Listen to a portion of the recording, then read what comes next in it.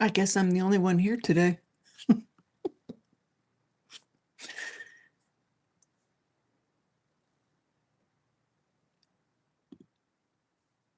That's funny.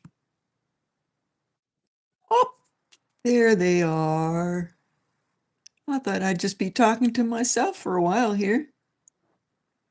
Thank you, Leslie. I'm glad you're here. White Feather, hi. Jamie Lynn, hi. Madame Bougeot, hello. Madame Bougeot checked in first. She's got the #1 crown. All right. Lenore, hi. I'm glad you're all here. I've got lots to talk about tonight. Lots. And I've never sat here and talked to myself before. That would be really interesting. Although when I work, I do talk to myself. And I listen to myself. I think we'll wait for a few more to be coming in. Love Mad Girl is here. Hello. Michael Robinson is here. The addiction is real indeed. And boy, I'm in the process of buying a huge amount of fantastically expensive collector pieces. And I mean, I just couldn't even go to sleep because it was like, what am I doing this for? I mean, they're outrageously expensive, not for what they are, but for YouTube. So it's kind of like, oh my God, what am I doing? You know, my days of collecting should be over personally. But I'm just like, there's the addiction. The addiction is I like the old stuff. There's a good question for a giveaway. Why does Wendy like older vintage over the new modern? There are some very good reasons why. That's going to have to be It's going to have to be a question. See if anybody knows. I don't know if I've ever said it before or not. Maybe I have. I don't know. Olga's in the house. Yeah, I've never brought my own personal collection on, and I probably won't. There are reasons for that. Jamie Lynn. That is, but I mean, that's a very expensive process. And I do many times. I have absolutely bought things that I don't even like, but it's like, it's art. I'm a metal artist, and I appreciate all kinds of art, and I really appreciate the artisan that's making it. And it's like, oh, this person that made this, it just shouldn't go to the dump. Linda, hello, Linda, and Lucy's here.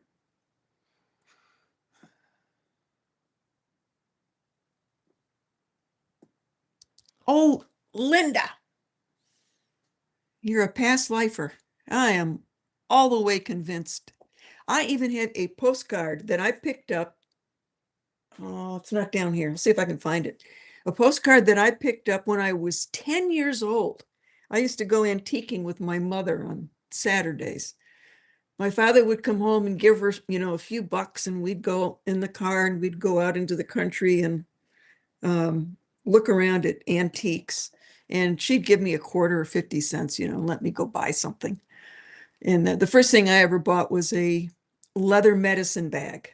I just had to have it. And I know it costs more than my money, but my mother gave me extra bucks. But we were in an antique store and they had old postcards. And there was a postcard there. No kidding, give me a Bible, I'm not lying. I went over, I picked up the postcard and I said, Mom, that's me. And it was a postcard of a Navajo artist with belts, big country belts on his lap. It's fairly common. It's out there. And of course she laughed and the antique man laughed and how cute. I got that postcard. I got it. I had to have it. And from that point, from like I don't know, early 9, 10 years old, everything was Native American. I had horses. Um, I had to I had to dress up in costumes when I rode the horses, and I would sometimes as a cowboy, most of the time I was an Indian. Had to ride bareback, you know, literally my whole life, all spiritually as well as financially, has been based around Native American art and craft. I love it. I can't get enough of it. I am not an Indian in this lifetime. Sure wish I was, but I'm not. I spent a lot of time on the reservations and a lot of time in ceremony, and everything was just that was just me. It wasn't anything special. Wasn't trying to prove anything. I just felt at home, like that is where I have been forever and ever. Uh, so, you know, there's my story, as always. Okay, I've learned the younger generation don't care for jewelry. I think you're very right about that. And I was calling a few um, friends of mine in Santa Fe who are shop owners because I had some questions about some things.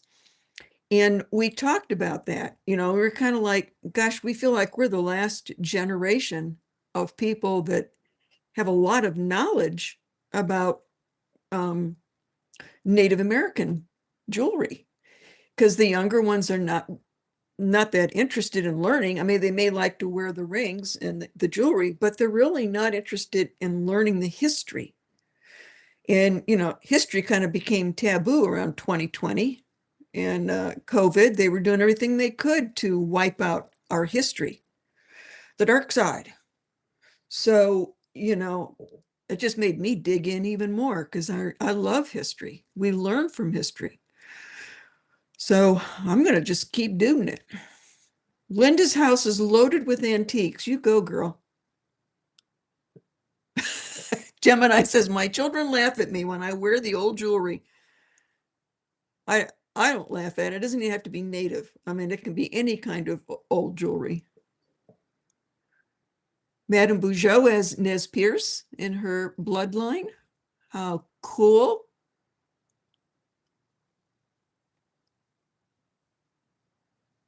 Very cool. Let me just scroll back. Let's just make sure I didn't miss anybody here while I'm going on and on and on.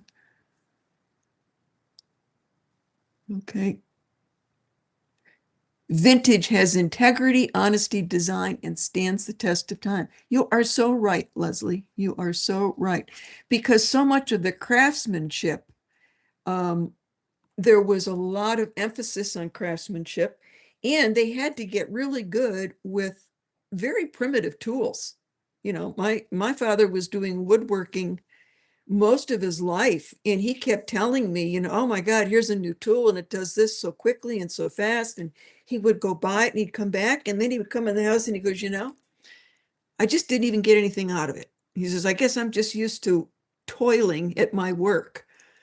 So it's like so much more of your own energy in your own soul goes into the pieces that you toil on.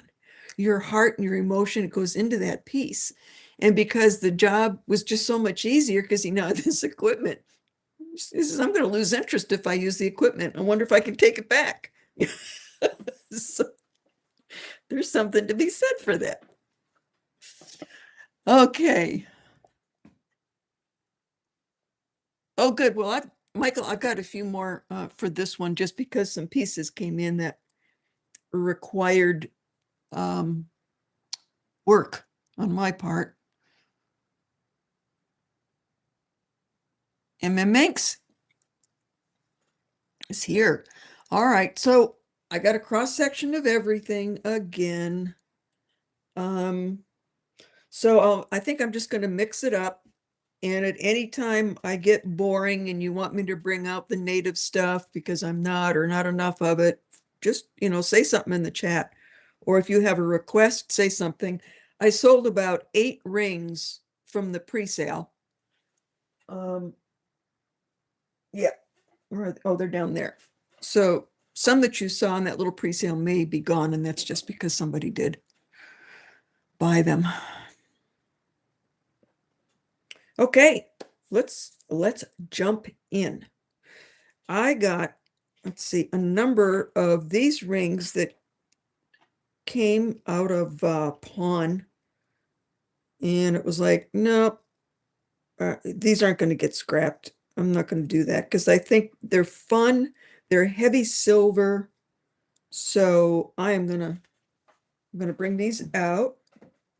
I can find my mandrel here. I hope I last all right. I played tennis today and it was a little bit windy and some of the clay on the court flew up into my eye and it's like I can barely see out of it. I tried to wash it out and everything. All righty, this is measuring at an 8 right now. And it's one of these wonderful rings. Sterling silver, that magical wrap that goes all the way around. So it is at an 8. I could probably make it even a little bit bigger if need be. Sterling silver, I am not seeing any stamping. It's just a very typical craftsman ring. Very cool. And kind of get the idea of the size.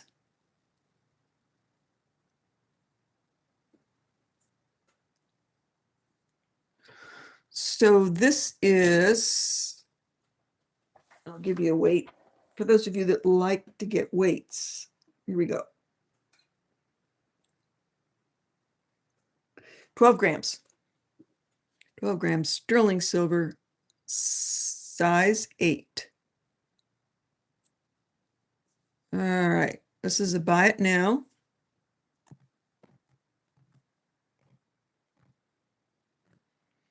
At $40. Size 8. Very comfortable.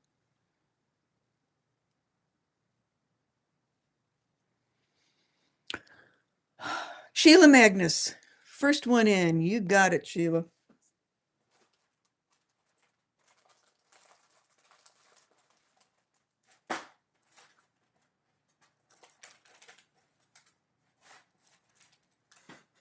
My yard is loaded with big giant oaks that are hundreds of years old. And I've been told that one of them is dying. And they showed it to me. There's a big crack. And then there's, what are those bugs that get in there? Not roaches. What are the bugs that go and eat wood? Termites. All along the base of it. And it's right up against my house. $10,000. Who wants to spend $10,000 taking down a 200-year-old tree? I passed on it. I'm going to pray over this thing and hope that, it goes down after I die. But I'm just $10,000 to take down this oak tree. I understand why. I mean, it's enormous. It's enormous. But I'm just not up to putting that kind of money into that old tree. If it falls on the house, at least I've got insurance on the house. Unless it falls when I'm sleeping, because it's right by my bedroom. But, that's a way to go out. I wouldn't even know it happened. It'd be gone. All right, here we go. I got to get organized here. Thank you, Sheila.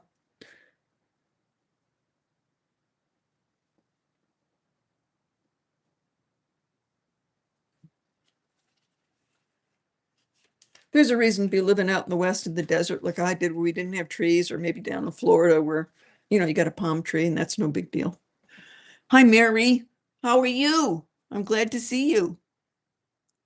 That's my friend Mary from Taos. They may not insure a dying tree. Oh, Michael. Oh, no. What if it's a living tree and it falls down? Will that make any difference? I'll check on that. Thanks for telling me that. I will check on it. But I might lie and tell them, yeah, I got a beautiful living oak tree. If it falls on my house in a windstorm, am I covered? Oh, really, biker? I'm so glad to hear that. Tell them about the rattlesnake. I think I have, Mary. That's one of my go-to stories. Yeah, I probably have. The one about under the bed. Yep, I think I did. Mary knows me better than anybody. She knows all my good parts and bad parts and stories and oh my goodness. All right. Living. Yes. And right now it's still alive. Okay. This one, here's another wraparound, but this one is planished. Looks like a size 8 again also. It's flat and hammered or planished. Let's see. This one is 7.5. Nice thick wire. Handcrafted. I think you can see the hammering or planish marks in there.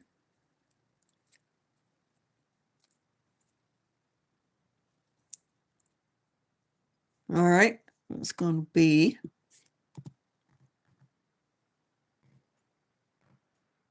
same thing. 7.5, planished sterling silver, nice and thick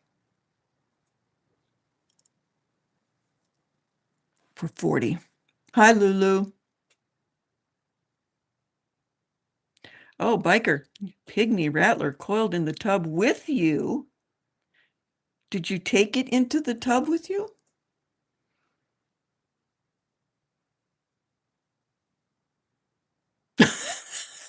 Made of tequila. Everything said in this live is allegedly. Oh, he may know me very well. Allegedly sick tree.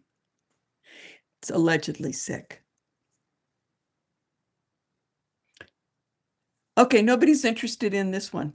All righty. Okay. Let's go to this little cutie.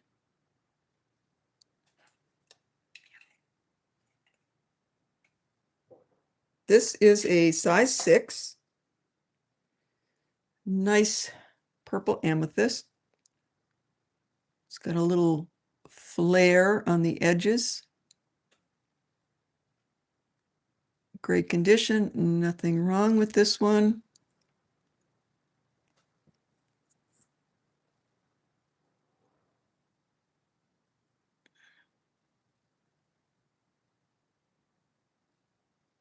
Nice medium purple, not too light, not too dark, just right in the middle. Size 6. All righty, this is a buy it now.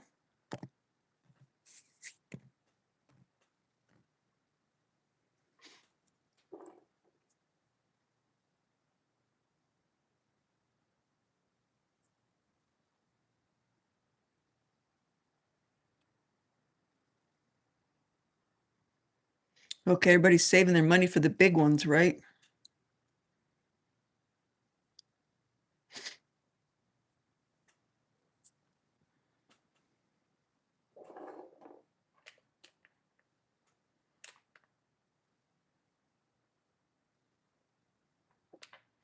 Linda says yes. Okay, Linda. Okay, we're going to pass on that one. I should take these, put them over here for now.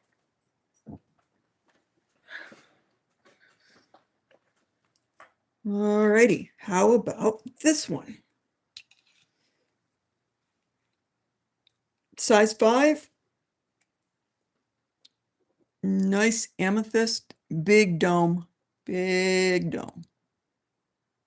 Sterling silver, size 5.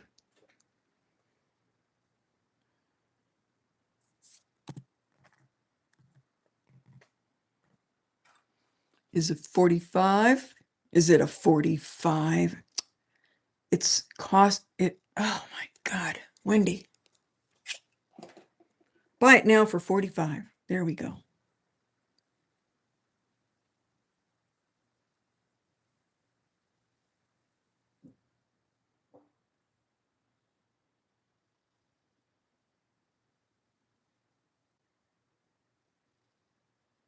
Yeah, you're absolutely right, Jamie.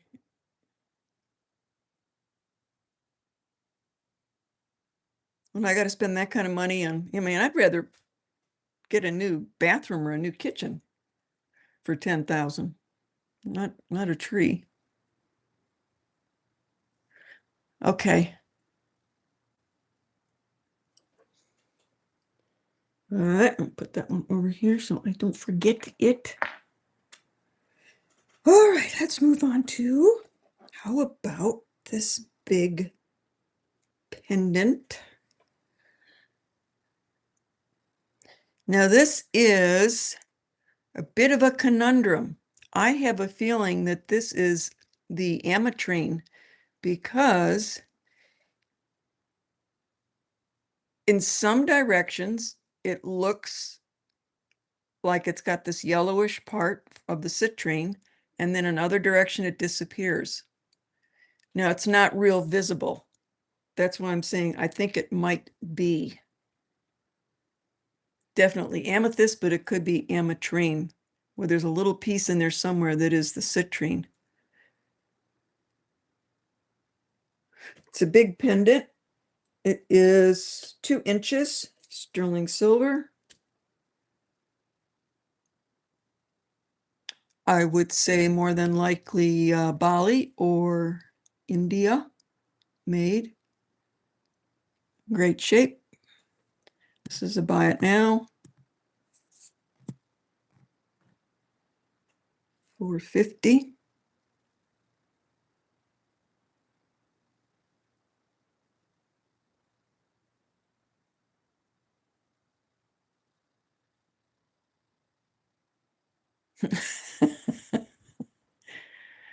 Oh, the purple.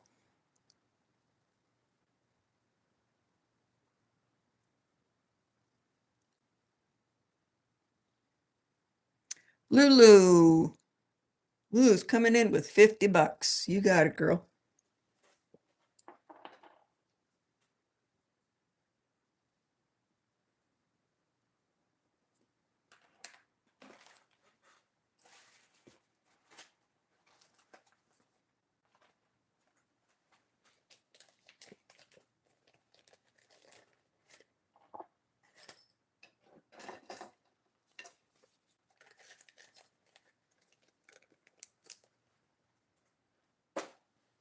Mary and I would spend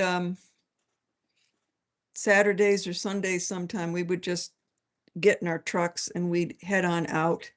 And we love to just walk the mountains and look for elk antlers, deer antlers, things most women don't want to do. We would have such a good time looking for that. We'd usually go down like creek beds because when they go down to drink the water in the creek, they'll start doing this thing with their antlers trying to rub them off. So that's usually a good place to go and look for them, is along creek beds. But gosh, we just had so many adventures.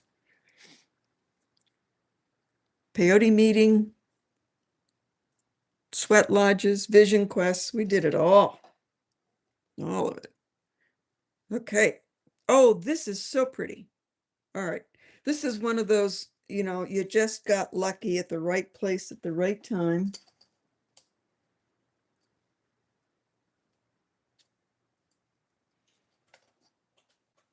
This is definitely,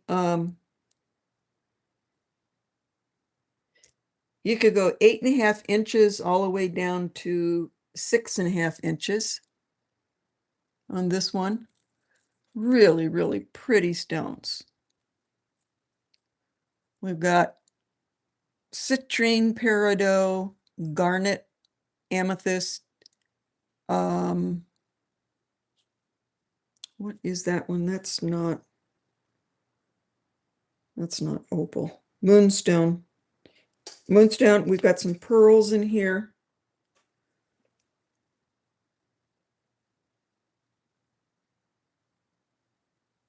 Really pretty. And then all the links so that you can definitely size it any way you want it.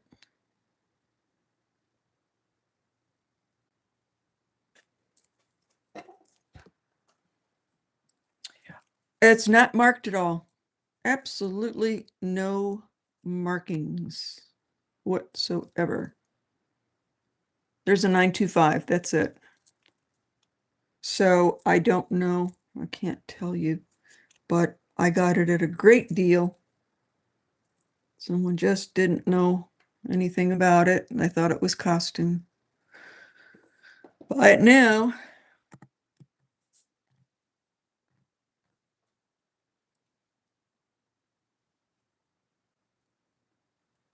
That's a couple $100 bracelet there.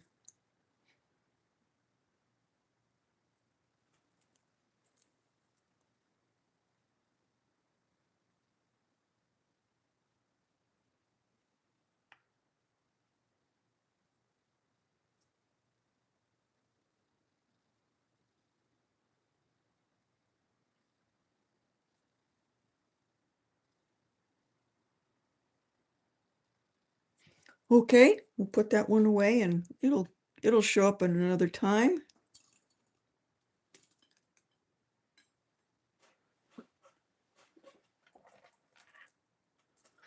Okay. Bumblebee Jasper. One of my new favorites. Bumblebee Jasper can be dyed, so you do have to be careful. There's some agates out there that are just being dyed yellow that looks like it's Bumblebee, but it's not. This one is 18 inches. Got a Balinese clasp on here. I did this. I bought these beads at the show, so then I've strung them up. I have knotted them.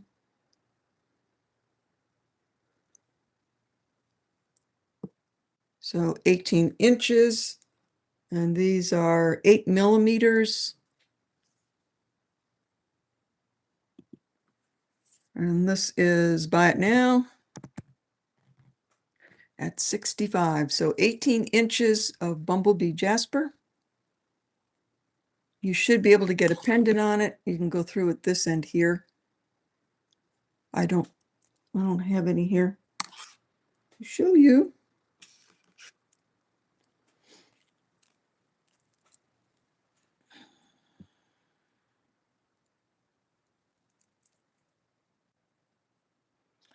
Cosmic Unicorn, you just got yourself some really nice, high quality, real Bumblebee Jasper. Thank you.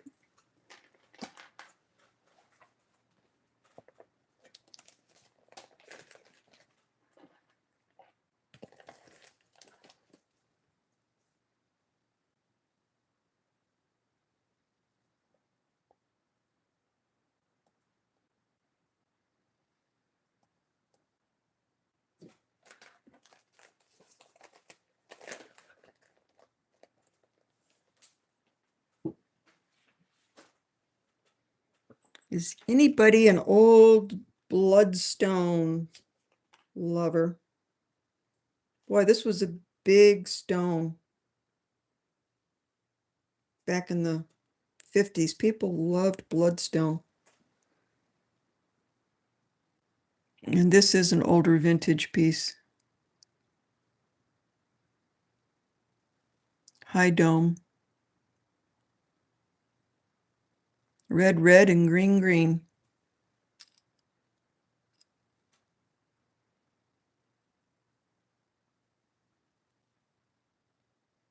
This is tarnish down here. I just saw that in the screen. That's tarnish. I can polish that up if it bothers somebody. So pendant, it is also 1.5 inches.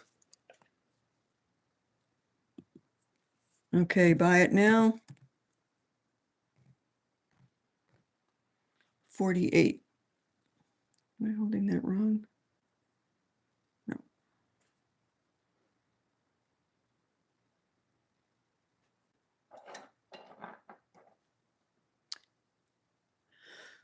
Madam Tequila is in at 48. You've got it.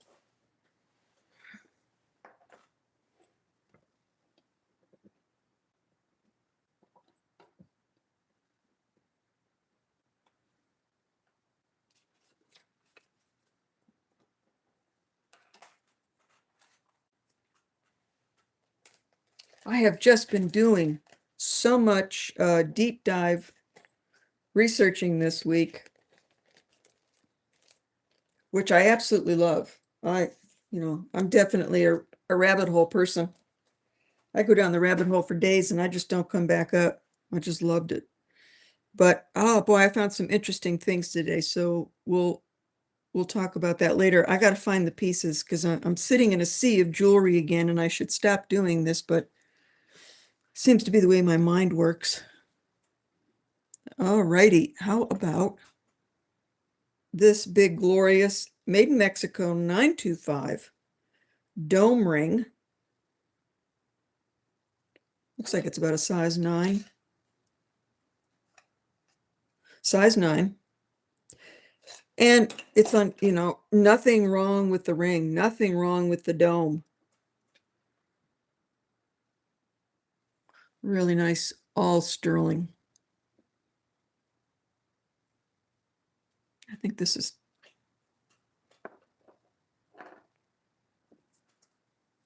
it is stamped on the inside. Mexico 925. Really nice. Nothing wrong with it. I don't have to do anything other than polish it if somebody wants it buffed up. Size 9. Oh, thank you, Lenore. 61. Love it. All right, this is a buy it now.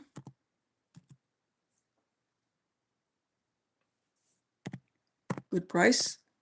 It's a heavy ring.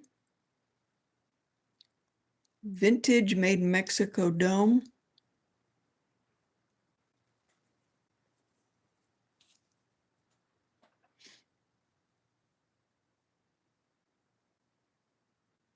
For your days when you want to wear nothing but silver.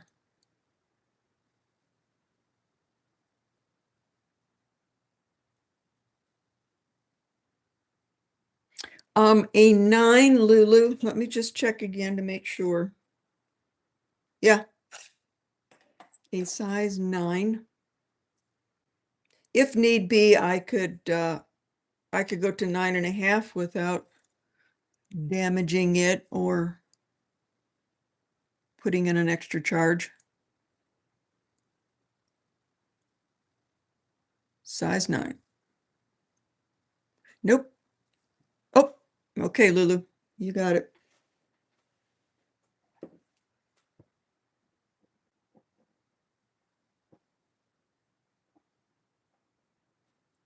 And hallmarked.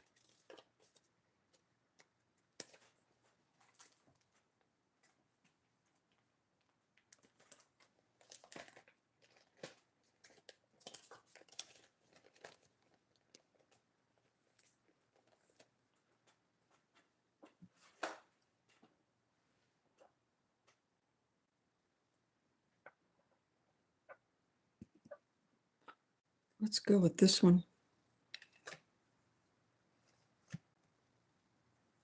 This is a size 8.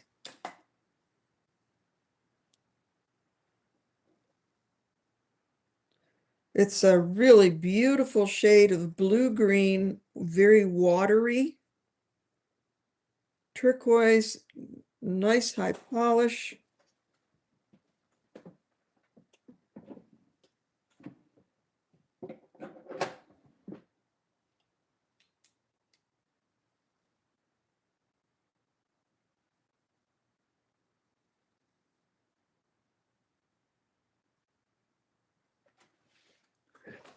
I cannot tell you the mine on this one.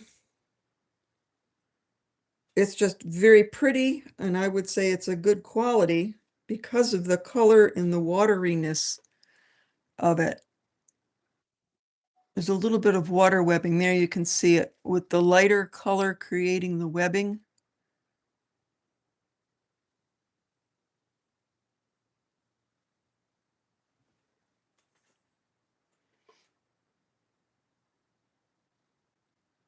Size 8.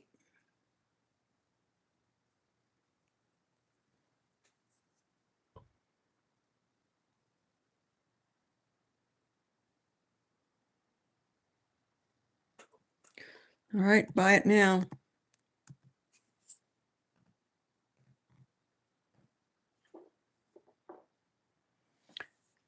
$135.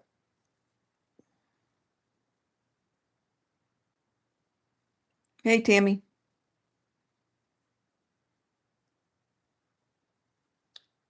Linda asked if there's any bears left. You mean bear jewelry? Yes. Yes, I have 2 bear fetish necklaces, if that's what you're talking about. Yeah, those will be coming out.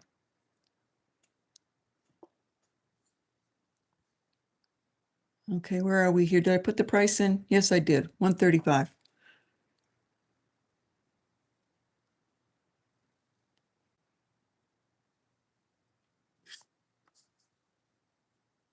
Okay. No interest. All right, going back.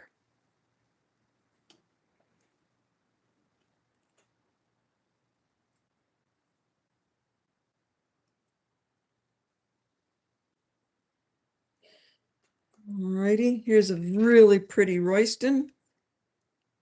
Size 8, Navajo.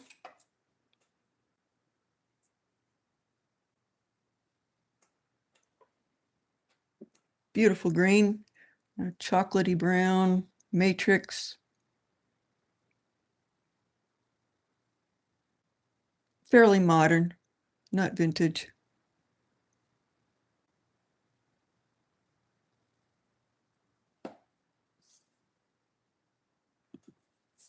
This is a buy it now.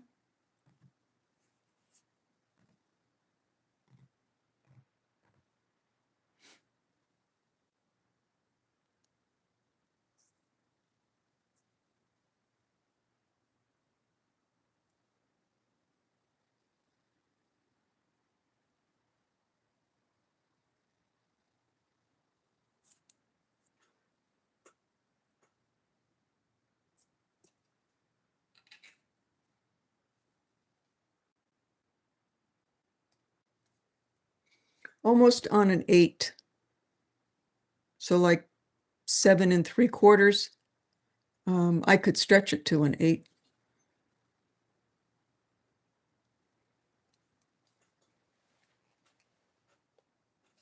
Okay, put that back.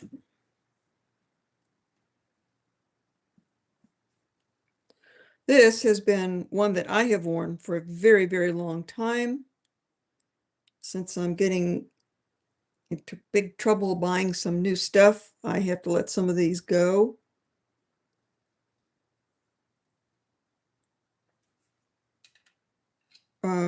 Old, no markings. This is more than likely 40s. It's a size 8.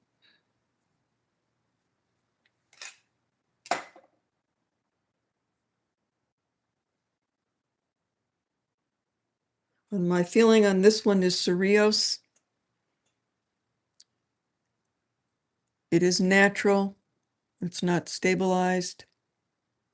It is big, as you can see.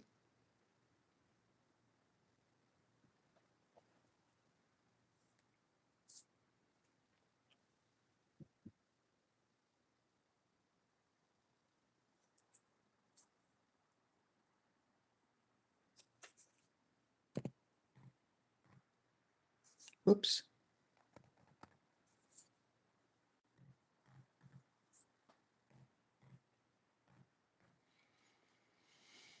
$350.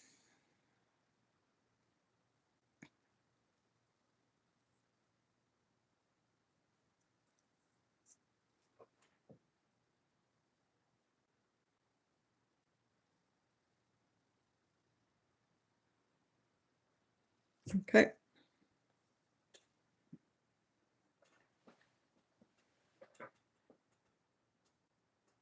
This one is absolutely fantastic.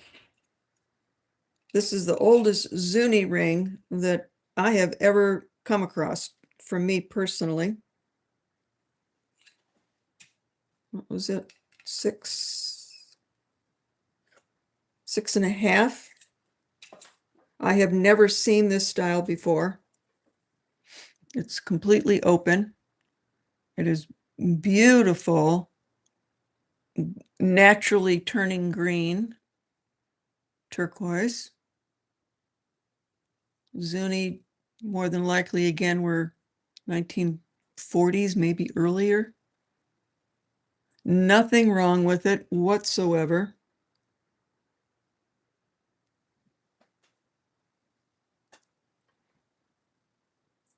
Definitely a collector piece. 6.5.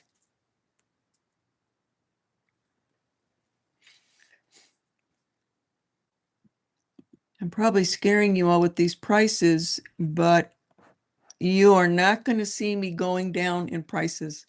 Not with this. I don't know who else is bringing in on these channels these older collector pieces. I'm not seeing anybody doing it except me. So, and there's no way that I would let these go cheap because they can't be reproduced. A lot of the artists they're not alive anymore. Plus, why does Wendy go for these 1940s and earlier? Because of the quality of the turquoise. They were not stabilizing then. So much of what you've got here is you got history, you got early silversmithing, you've got early turquoise, that if you can identify it, it's only in old collections because it's not being mined anymore at all. So, and that's my thing. I love this, so I'm going to keep bringing it. But if I got to keep paying more and more and more because the older collectibles, I mean, I told you the places that I go to, these auctions in 1 year's time have doubled. And everybody has said it is not the cost of silver.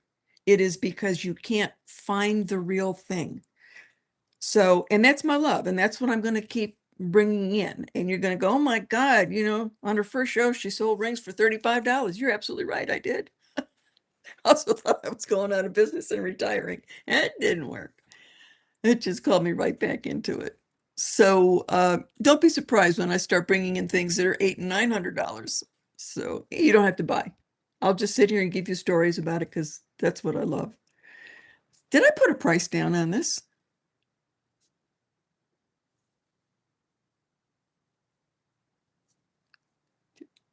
Olga, what did you buy for $350? Was it this one? No, I didn't put a price in. It was this one, right? Olga, was it this one? This one. Okay, there you go. Thank you, Olga.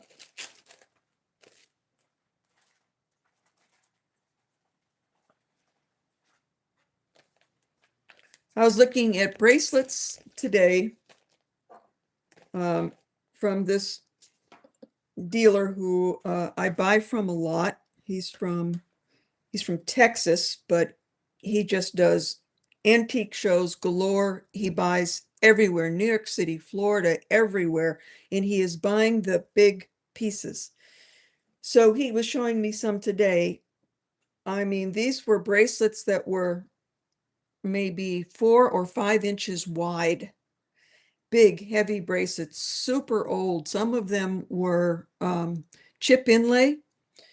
I don't see the old chip inlays. They're really kind of hard to find, the old ones, like the Tommy Singers and some of the other people.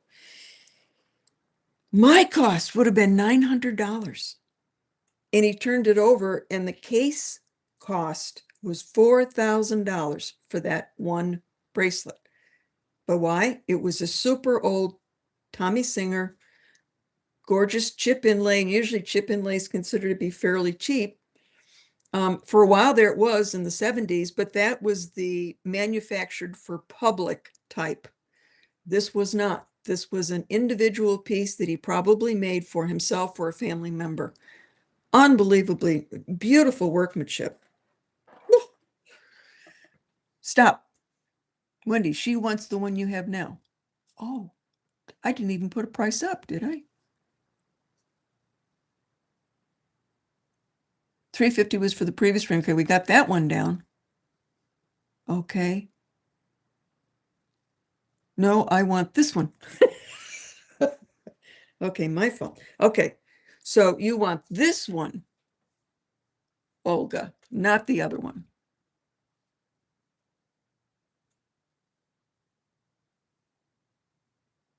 Yeah, I didn't put the price in. But 350, Olga.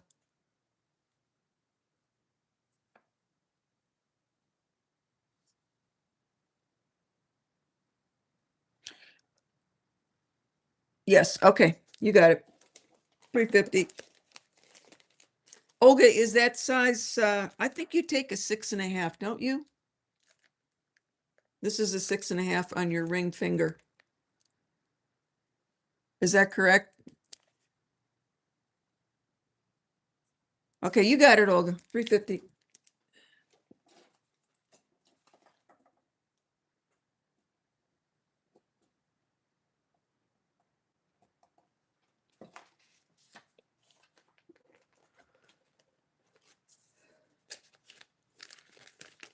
That style is absolutely beautiful.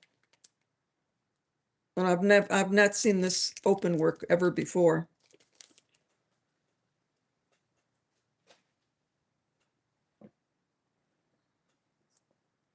All right. Let's go to something different.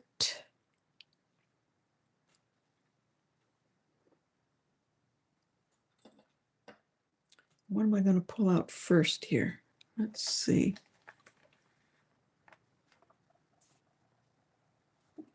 Oh, okay. Let's do a fetish.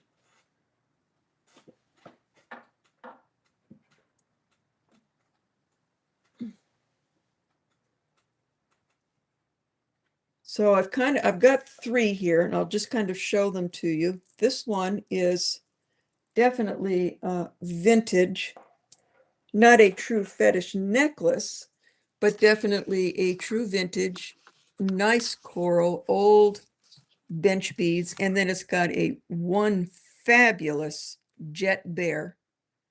Look at the carving on that and the polish on that.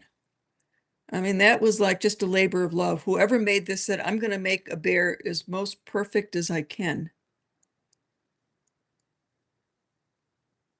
Just beautiful. So that one, that'll be coming up.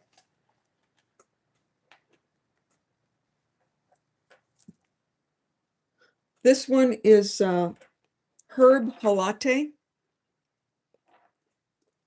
So we know the actual artist, Herb Halate, is Zuni. Super, super fine. That is tiny, tiny little hishi. It's the olive shell hishi with a few little pieces of turquoise. But look at these little bears. And they have medicine packs on them, which you don't see too often. There it is. On the fetishes on necklaces. You don't see that very often. Little turquoise, coral, and shell.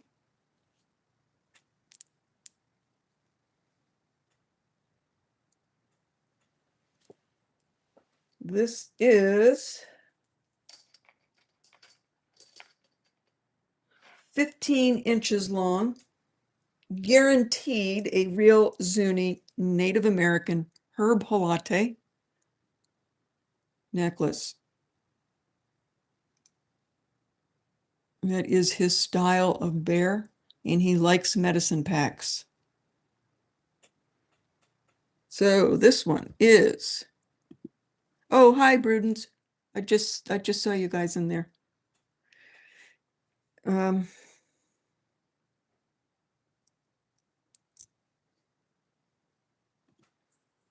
So this is a starting bid of 400.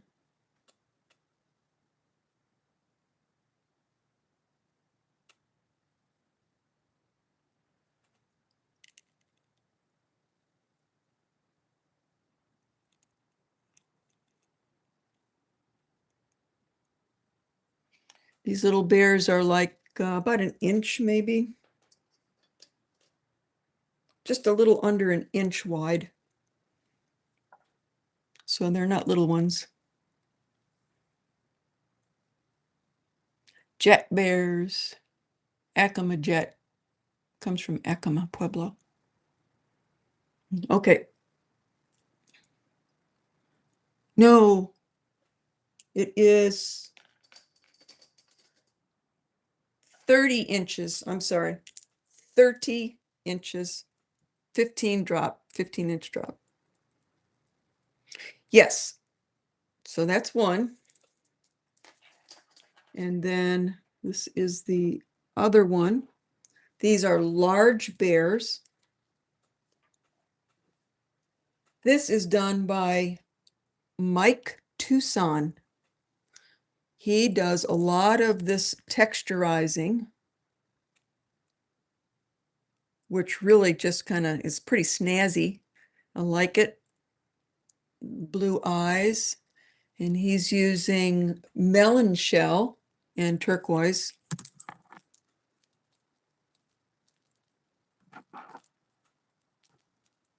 Let me give you that. 32 inches long.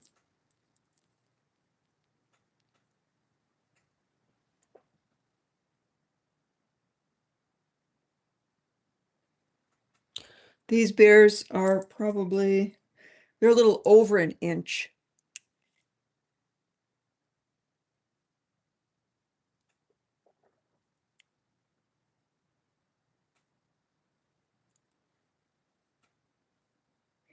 So Mike, his name looks like Tucson, but I think he pronounces it Tucson.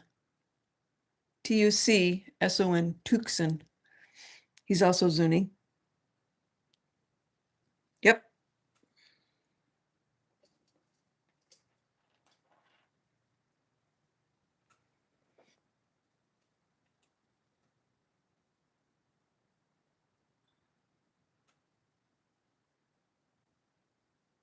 You got a lot of eyes looking at you there. So this one is about 2 inches longer. You can find both of these artists online. They're both still carving. Both of them have the hook and eye and the little caps up at the top.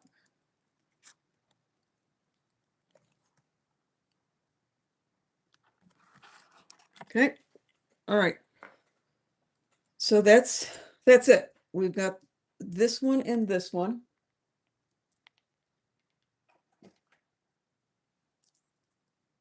This one is going to be more expensive because it's bigger and just a whole lot larger. And then, of course, because they're all texturized, they just make, it takes longer to do that. Mike, a lot of his, once you get to watch the carvers and you can watch over and over and over again, he likes to do a snub nose bear. Sometimes that helps me know what something is. He likes that squared off nose rather than a carver who's going to give a pointed nose or a rounded nose. That's one of his things. Plus and he does bears and eagles. He's known for those. All right. So Okay, what should I do? Should I go back to the other one or do this one?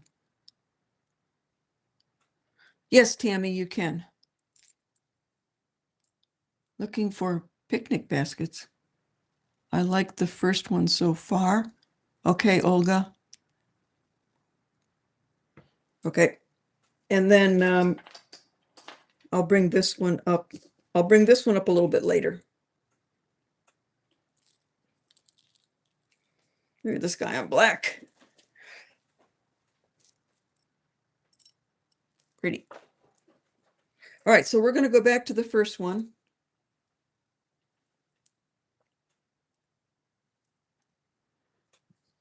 And I'll put a price in there, right? 400 was it? Yeah, 400. All right. Absolutely guaranteed. Herb Halate, guaranteed Zuni, an original. Okay. So I'm going to do this again. I'm just going to go a starting bid of 400. Oh, there we go. Olga, you got it. You got a great price on this one, Olga. Really good price.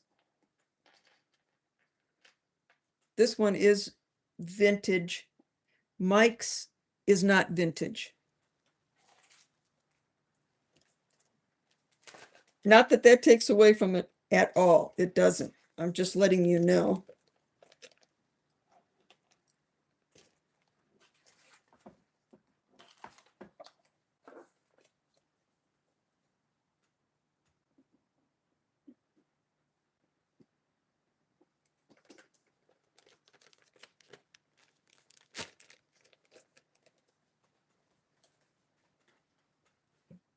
And I will write everything down, Olga, as far as the artist is concerned, and that it's vintage and that I guarantee it. So this is the one that I was looking for last week that I could not find. Is extremely old. It's mine. I will not sell it because I've never seen another one this old. I bought this as old pawn in the early 80s. Again, super, super tiny little olive shell. I have not been able to find tiny little olive shell for years. I don't know why they've stopped cutting it. And so I've noticed a lot of the new carvers have to use the bigger Hishi now because you just can't find this. And green, green, green, green, green, little bears, cute little bears. And you see this guy made the noses very different. That's his style.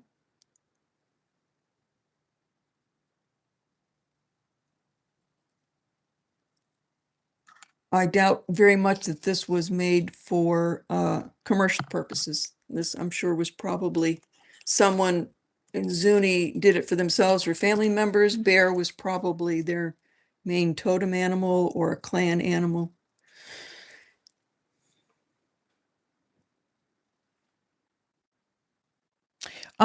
Superfine micro Hishi indicative of vintage. It is something that I absolutely will look for. I can't, I wouldn't be able to say just because it has the micro little it is, because someone could find a stash of this. If I could find a stash of this, boy, I would buy it up because I just used the last of my stash repairing one for a friend I play tennis with. Her husband had bought her one like back in the 70s and she broke it and lost a lot of those Hishis. You can't take that to a jewelry store. They don't even know what you're talking about. They don't even know that that's called Hishi in a jewelry store. So I used that up. So it's something I look for. Absolutely. It's a good question. I look to see if it's the olive shell because that's what they were normally using rather than the pin shell, which is what most of them have to go to now. If they want a darker brown, they're going to go to a pin shell. Or they're going to have to do what Mike does, which is going to the melon shell. Yeah, you just got to work with what's on the market. They're not going to stop carving because of that. But absolutely good question. The finer that she is, for me, the finer it is, the more I'm going to pay attention to that piece.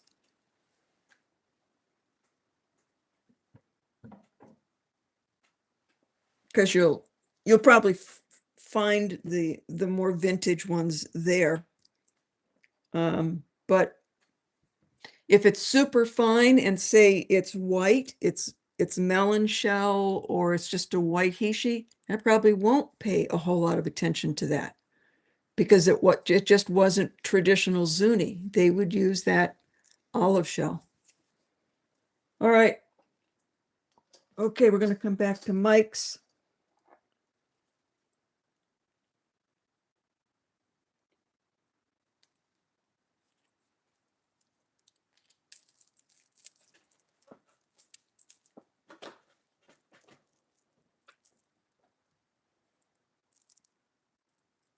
Beautiful bears.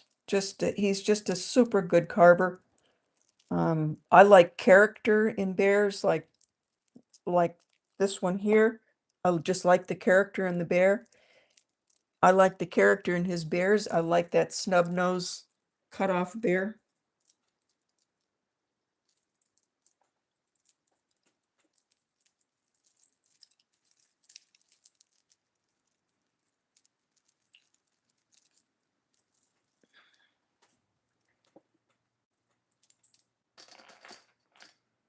$16 drops, so 32 inches of lusciousness. All right, starting bid. $450.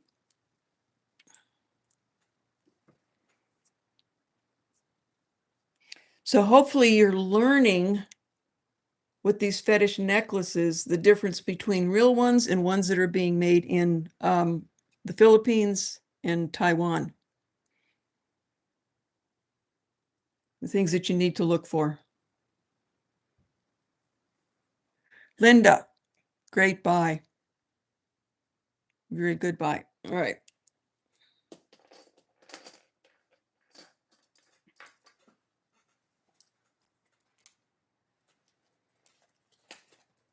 This is also Acoma Jet, and I will write this on your receipt so you have got that information for any kind of appraisals for insurance or anything like that.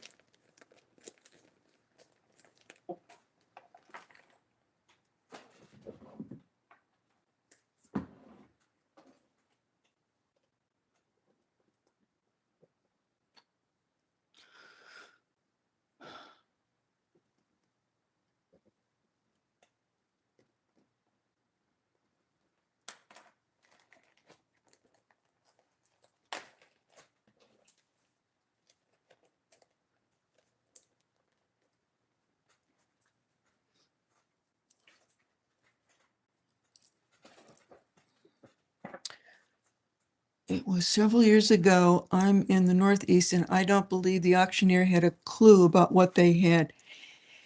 Yeah, auctioneers are salespeople. They are not,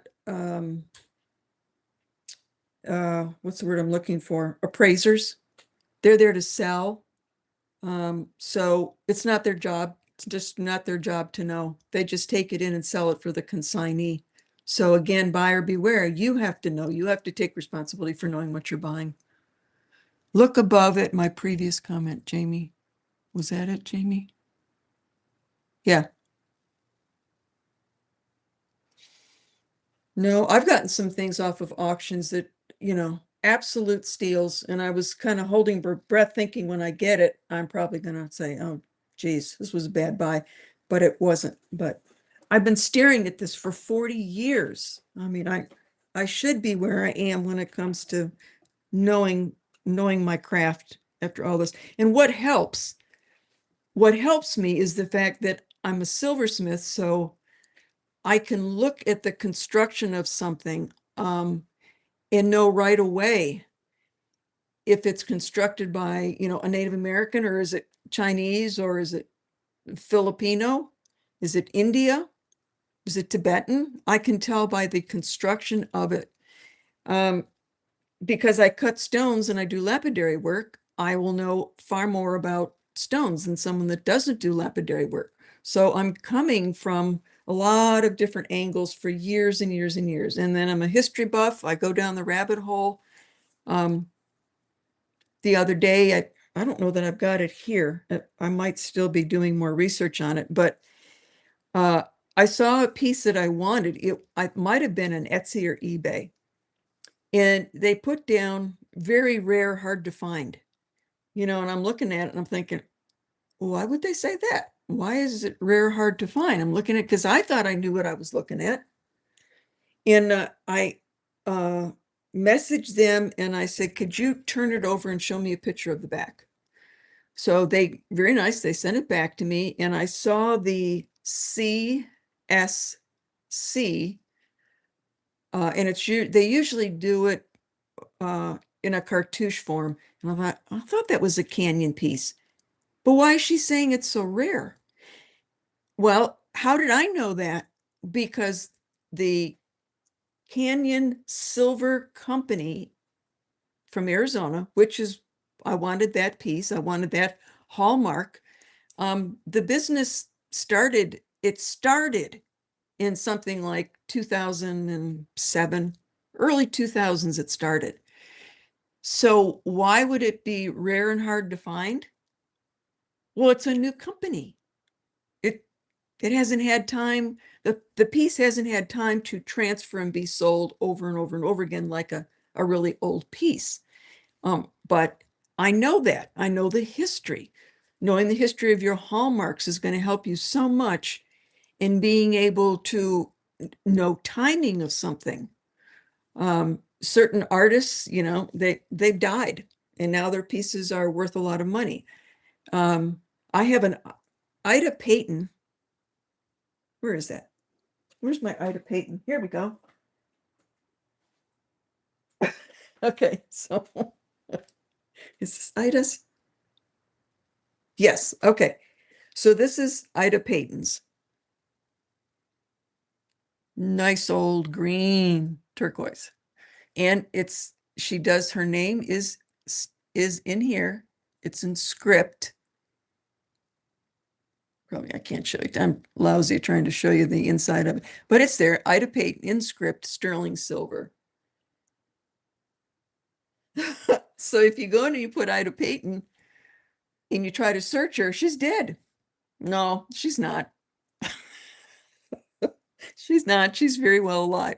So the Ida Payton that they put in there, they go Navajo artist jeweler Ida Payton dies in Texas or something like that. And I'm thinking, wow, that must have just happened. No, they had her dead years ago. Well, Ida is alive and Ida is well, and she's an incredible silversmith. This is a simple ring, so it's probably one of her older pieces. Because now she does huge, magnificent, big cluster type bracelets. I had a piece of hers, total Zuni. If she didn't have her name on that, I'd probably think it was Zuni. And I'm wondering, because they will do this a lot, if she is doing the silversmithing and then a Zuni is doing the inlay work, because that's totally acceptable for them. A lot of times family members, one does silversmithing, one does stone cutting. Now she only had her name on that piece, but later pieces of Ida's that looked Zuni, she has two signatures. So my feeling is on the one that I used to have, she did it in connection with somebody, but she's the one with the name, so they went out there. Now the other Zuni person is probably much better, trying to get known, and now there's two names on there, two signatures. So, that's her story. She's just magnificent. This is probably just an older, simple piece where she started, still absolutely perfect silversmithing all the way around. You can hardly, all the way down to no splotches in the back where the solder was running. She used the perfect amount. Those are great little details to look at. So this is a size 8, 7 3/4, 7 3/4. But there's the history and the story behind that ring, and she is still around doing beautiful big work. Now it's big work. I know, I've often wondered about that too. I haven't been able to find a way to get in touch with her at all, but that was it. Okay, this one's going to go for, oops, we'll do a buy it now. You've got her story. It's 120. She is in a number of galleries in the Southwest. You can look for her. Rachel, you got it. Thank you, Alice. And Ella, thank you. Sorry, Ella, it was a buy it now. Oh, I put 129. Shoot, I meant 120. What do I do? I said 120, didn't I? And that's why you guys picked up on it. I'm still going to go with Rachel. I am sorry. That was a typo. The 9 is by the 0, so I hit the wrong. I'm 75. You got to let me make some mistakes. Sorry, Rachel. You're getting it. So sorry. Sorry, Ella. I owe you one.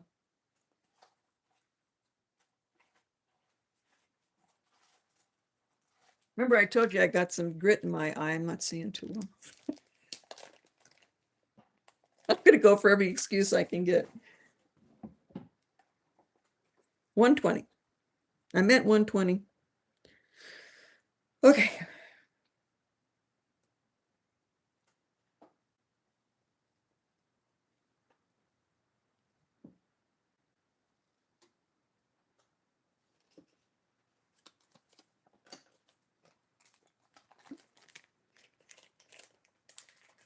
Okay.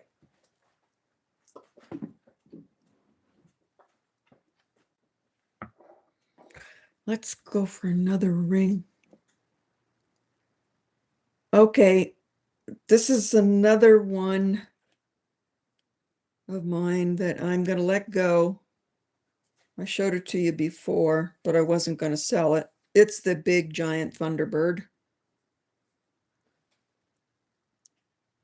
He is the biggest Thunderbird. And this motif of Thunderbird, you will see a lot. It's a very common Zuni, Navajo, Hopi motif. But he's just like 2 to 3 times the size that you would normally see. I haven't found another one. That's why I got this baby. Nothing wrong with the inlay. The inlay is extremely precise. So really good craftsmanship. Look at this area here. So that is very difficult to do. I have done inlay work. I cannot do this precision inlay. So look for that too on your inlay work. This is okay, this is one of those rings that is not, it's going to fit bigger than what this is because of the way it's going like this. So it says it's a 9.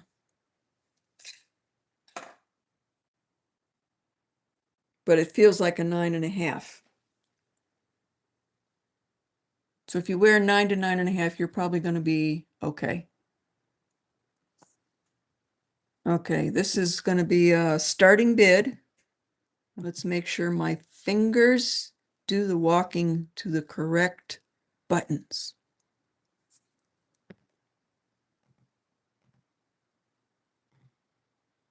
Starting bid 225.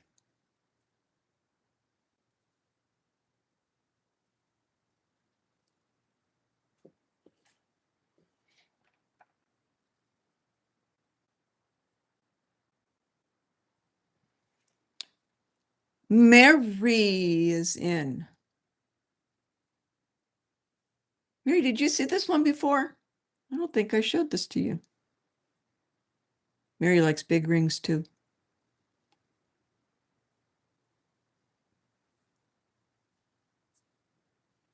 All right, going once, going twice. Mary's got it. Thank you all. You got it, girl. It's coming to you.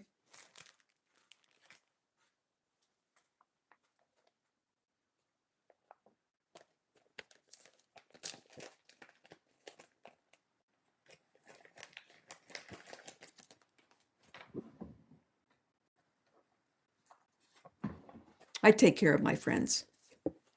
Okay.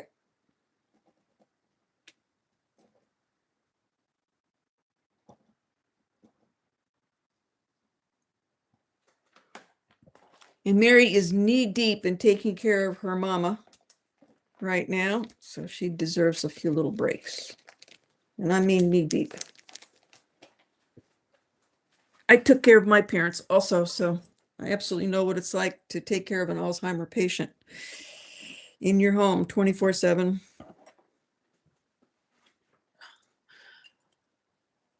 Okay, now let's see, where do we want to go?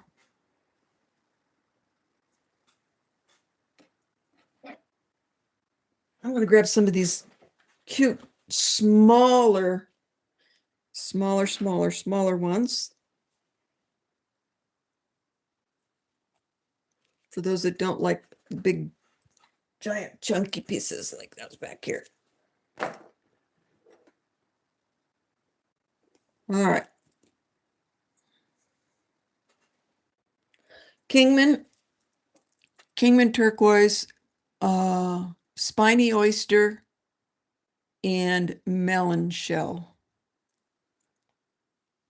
Beautiful colors.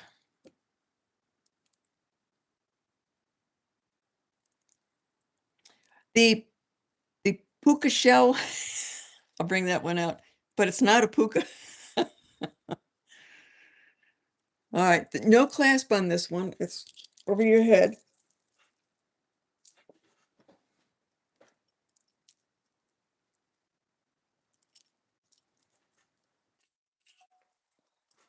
It is 28 inches. Which direction do you wear the Thunderbird? I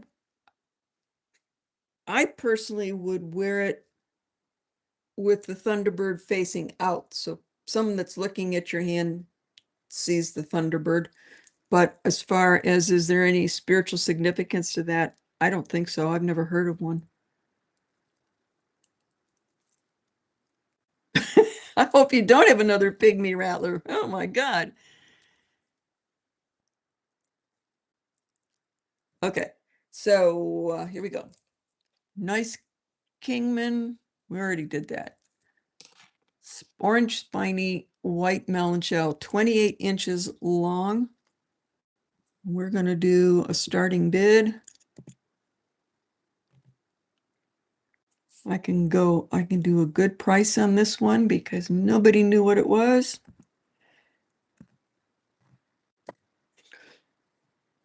$110.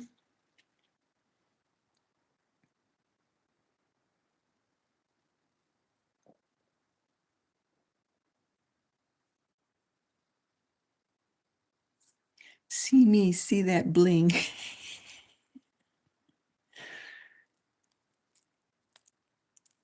A nice polish on the stones.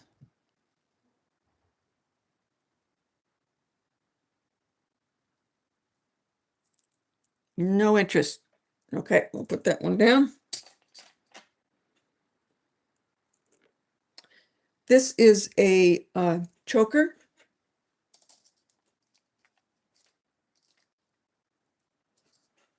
17 inches. It's an odd length. 17 inches. Old handmade clasp, older bench beads.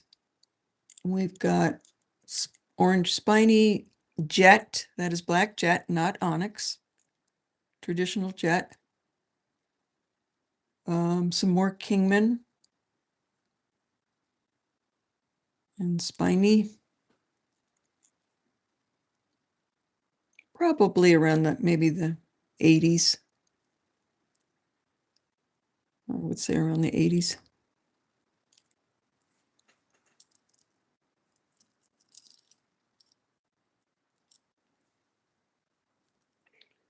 All right, this one, starting bid.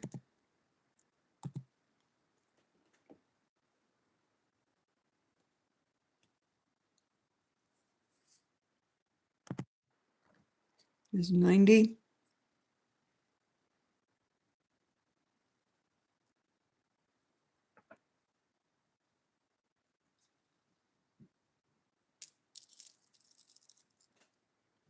That's where it would sit. That's 17 inches.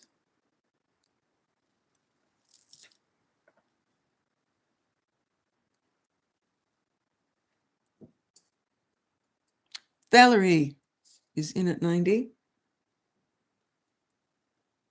And Rachel's in at 95. Really nice color combination.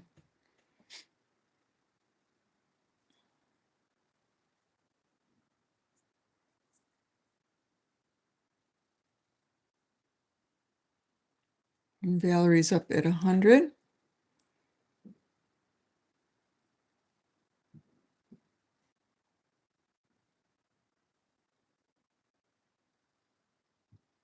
Rachel's out. All right, Valerie, you have got it for 100.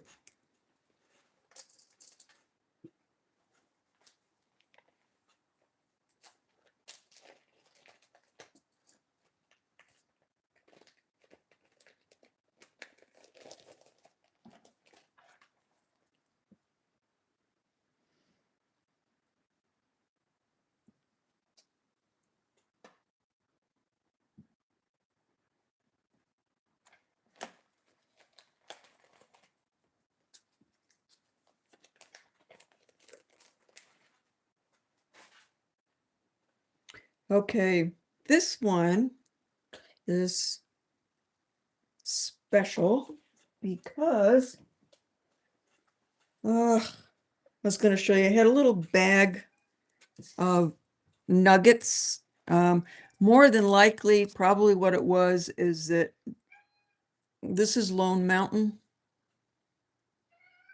Lone Mountain is known for a lot of its okay, come on down. Spider webbing. And I think more than likely what happened is that this might have been in a long necklace. The necklace broke. And I just bought a bunch of nuggets that were Lone Mountain from a dealer, very reputable dealer. And I've had them for years and I've just done nothing. So I decided that I was going to go ahead. I left you food. I know I left you food and I left you with water. So I decided to finally just string them up. So I did use some old cones and an old catch, and it is on sinew. So those are Lone Mountain, little tiny, tiny, tiny nuggets. Somebody months ago, I brought in from auction a beautiful Lone Mountain necklace, very expensive. One of you bought it. I can't remember who. Then I went out to Tucson this year and I saw one Lone Mountain nugget necklace for $4,000. Just looked like plain old turquoise, but it's heavily webbed and it's not being mined anymore. So this is the little one, but it make for a cute choker. Again, it's 20 inches. 20 inches, and I use the white melon shell. Small, this is probably 2 millimeters. Double strand. So starting bid on this one He's giving me the evil eye. 150. So I used all my nuggets up. I don't have any more left.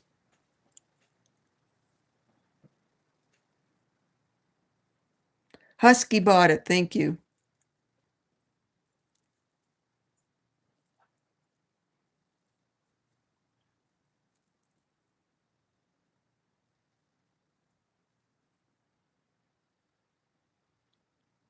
Okay, Olga, you got it. What's going on, honey? What is going on? Are you going to come up here and say hi? Come say hi to Mary. Come up here and say hi to Mary. Yeah.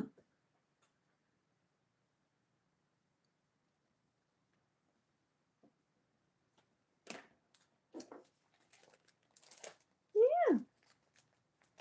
Oh, come on. Come on. Good boy. Come on up here and say hi to everybody. You go say hi. Yes, you can. Yes, you can. You can say hi. Uh-oh. Uh-oh. We don't want that in here. Get rid of that. Oh, tick. We don't want that.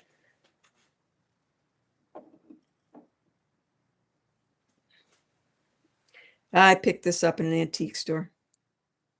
I just thought this thing was so cool. It is Tibetan, older Tibetan, sterling silver, repose, excuse me. But look at the inside, Bakelite. That is Bakelite in there. That is so cool. Now it is, this is one of these things I bought to put like on my mantle. It's way too big for me. It's like an 8.5 is it would fit. But this is crushed turquoise. It's Tibetan. Crushed turquoise. Beautiful, beautiful work. Come on. With a Bakelite interior. That's just amazing. So larger wrist, 8.5 for sure. And starting bid on this one. Oop, and there he goes.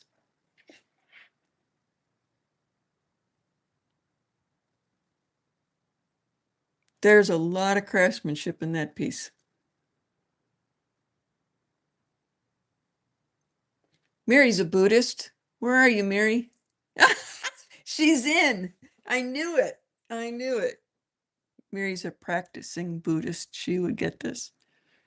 If not for you, maybe as a great gift to a teacher.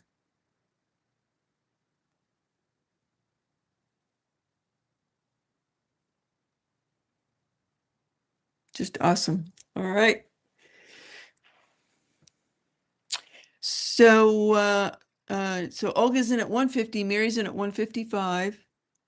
The man of the house has arrived. That is very true. He is the only man in this house. Okay.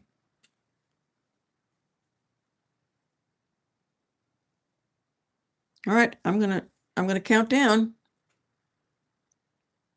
Going once, going twice, and sold to Mary.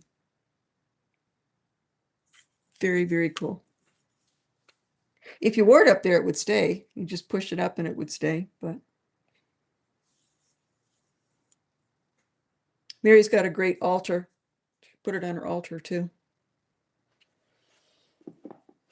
I actually was thinking about you, Mary, when I bought this at the antique store. I really was.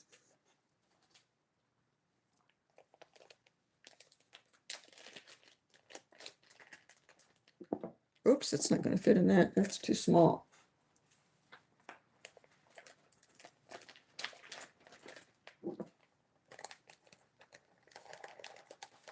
Oh, Mary, it was all that. It was for the Lone Mountain.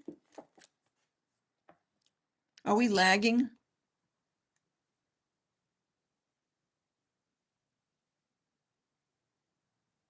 Okay, no problem, Mary. But the Lone Mountain, I don't think. Yeah, you're way too late on that one. So you must be lagging, Mary.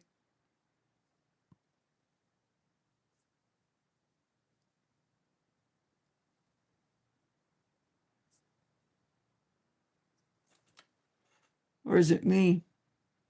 Let me go back up here.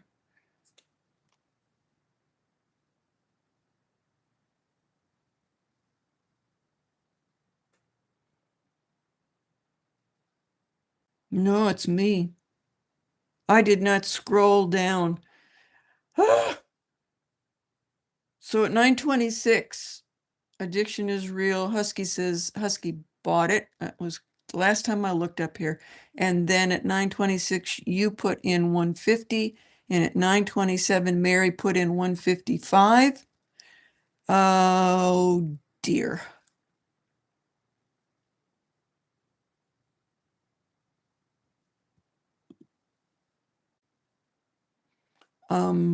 I didn't do that right. I did not do that right. I'm gonna go back. I have to go back because everything on my board here, that was my mistake. So it is at Mary at 155. Olga, if you're still in and you're going for it, just go ahead and put it in here now.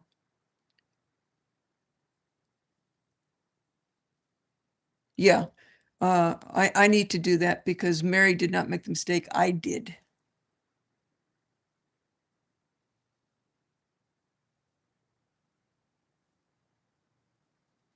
Okay, so we're starting over again. All right, so Olga is in at 160.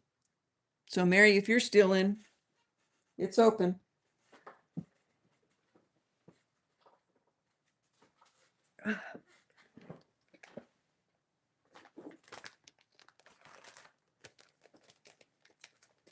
Yeah, okay, Mary's out.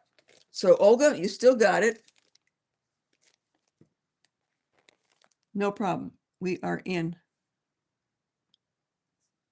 Yep. All right, Olga, it is yours.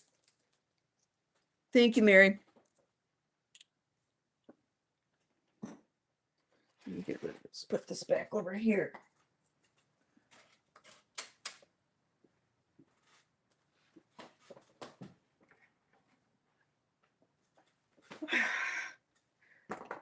Okay, Madam Tequila. You asked for the puka.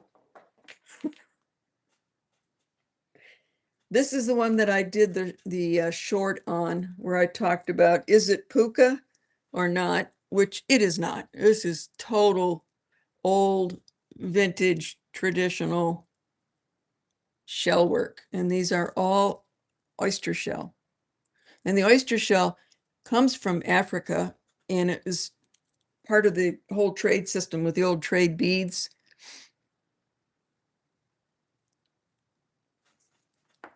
Oops. Totally, totally traditional. And we've got the old dog bone. Beautiful blue-green dog bone turquoise. It is short.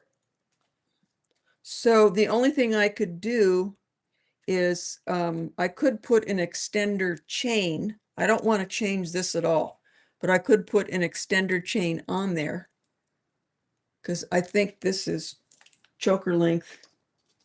Yeah, it's 16 inches. You can't change it up. It stays at 16.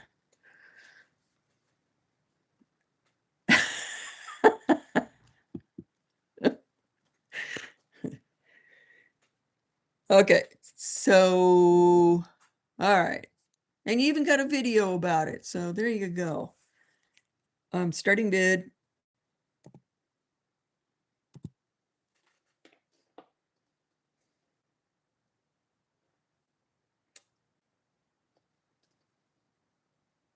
I want to keep it. Starting bid.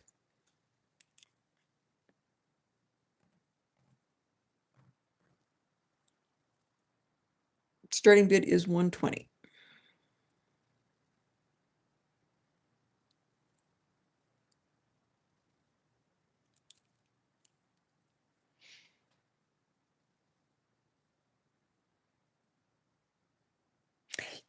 Yeah, that's not a problem. I will put an extender chain.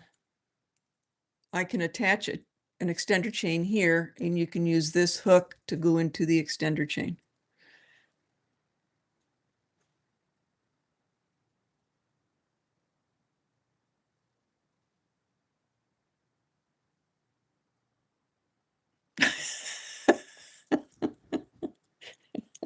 I like that dancing man there. That's cute.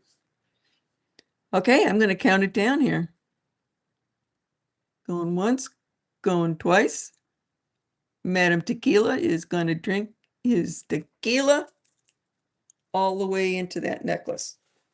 All right, now I'll put a note to, I'll make it so it could be 18 inches, and then you can move it around.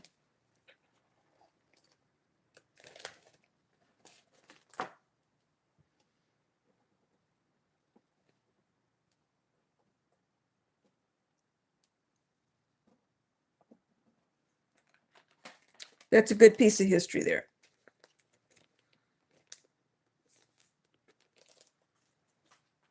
Those were the Kiwa people that did that. So since we're on the Kiwa, I'll go ahead and put this one up also. This is vintage. They usually made these short. Now, again, for anybody, I can always put an extender chain on here. Wow, this one's only 14 inches. But again, some beautifully cut hishi.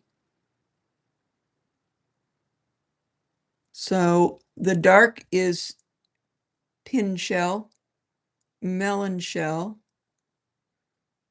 turquoise, pipestone.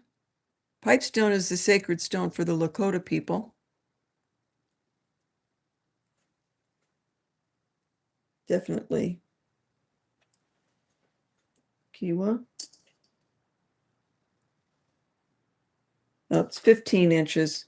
But let me know if somebody wants it. I'll put an extender chain on there. Sheila has a request. Getting ready for Nashville. You better believe it. Wendy, someone asked about the bracelet you showed with the Bakelite. Okay, I'll bring it back out. Okay. All right. Just checking my messages here. All right, this is starting bid.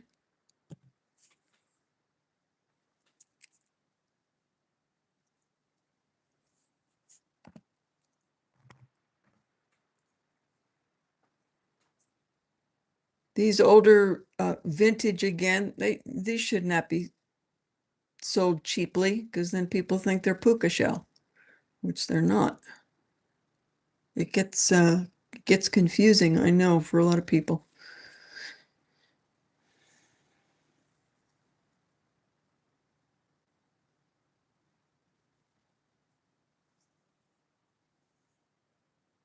Okay, we'll pass on that one.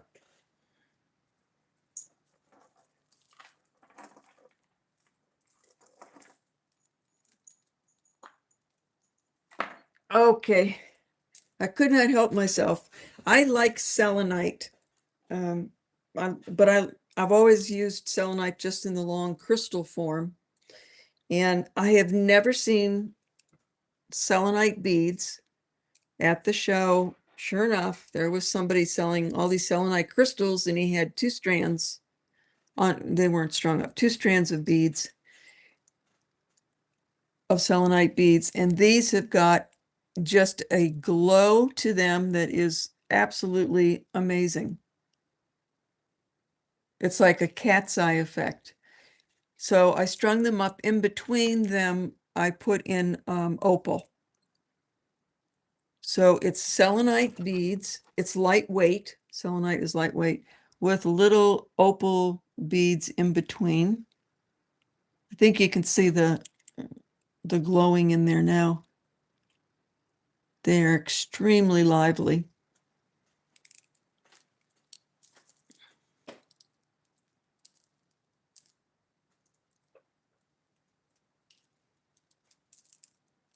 Not something you see every day. I don't think I've ever seen anyone selling selenite beads.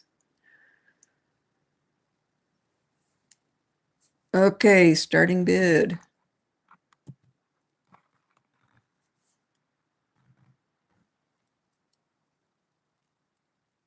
Yes, like the full moon.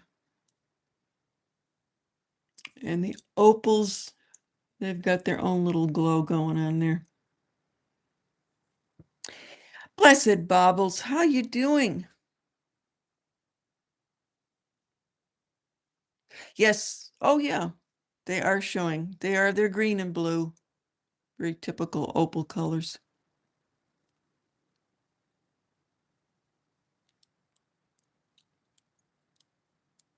Up. Olga is in at 90.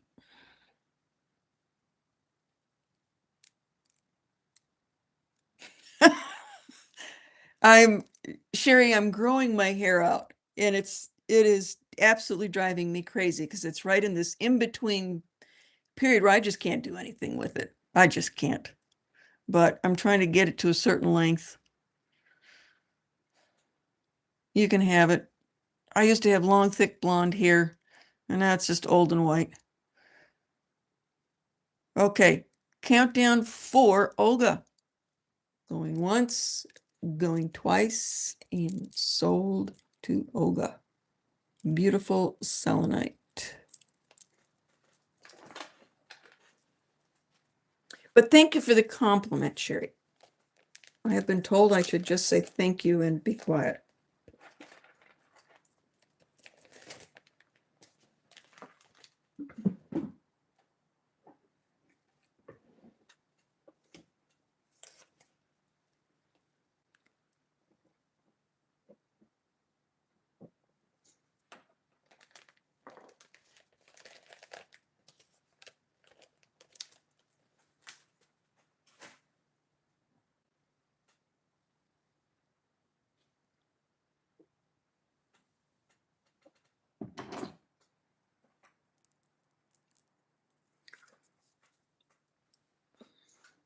I do know.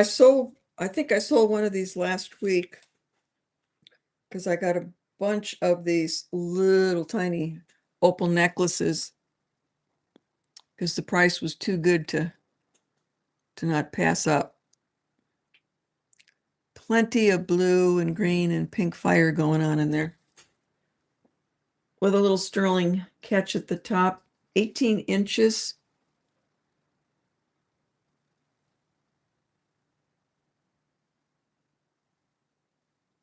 They are opal. It's not fake. I bought them all because they were going out of business. And I said, take them all. So I did. All right. This is a buy it now. So whoever's got fast fingers is going to get this. Hi, Rebecca. I've got I've got two of them. So let's see here. Buy it now. We're just going fast with it. 55.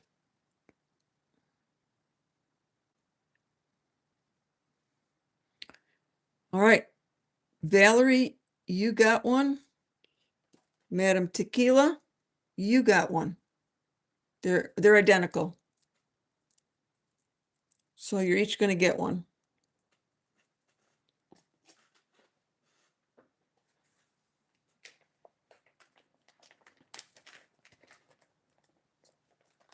And they are, in case you didn't notice, they're graduated. So you've got your larger ones at the bottom. And then they go on down to the smaller ones. So let's see here. We have got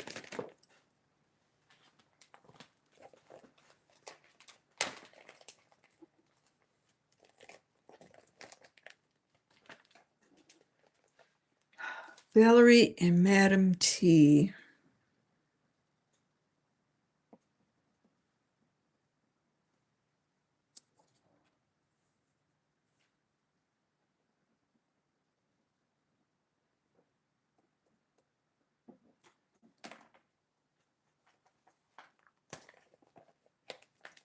Mary would go with us to Tennessee.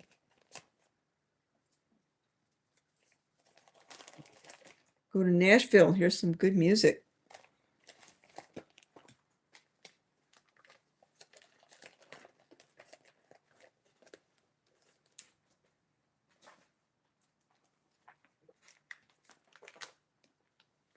All right, next I have got a nice old pair, early 70s, absolutely gorgeous coral.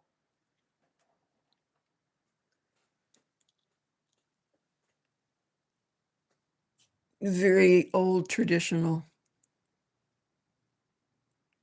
That is gemmy coral. Really look good on me. Maybe I should keep these. I don't have any like that. And they are signed on the back. I'm pretty sure it says AK. I am pretty sure. But I did not look AK up. Coral like this is expensive. This is your Mediterranean red from the 70s. No color treatment. Signed.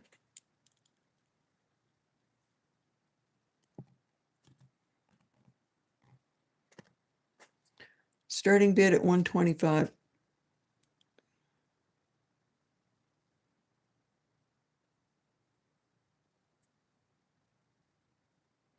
Lucy's in at 125, and so is Cosmic Unicorn.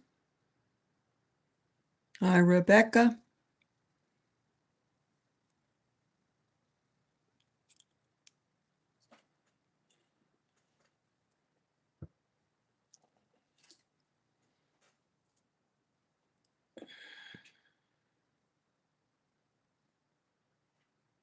Lucy's at 130. Cosmic is at 130. You guys are typing at the same time.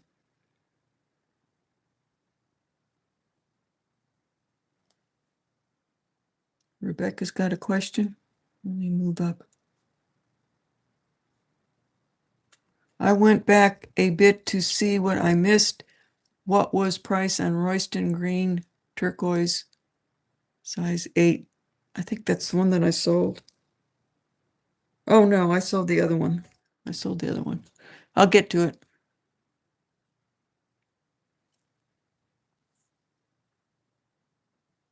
Mini wieners.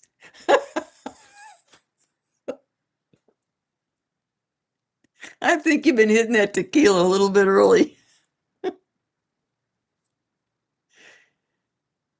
Yeah, I know. Oh, I do want to keep everything. I don't want to sell anything. All right, where are we? Anne Klein? Cosmic's out. Okay, where are we? Lucy's at 135. Cosmic went out. Oak is in at 140. Lucy's in at 145. Yeah, you do have the matching ring.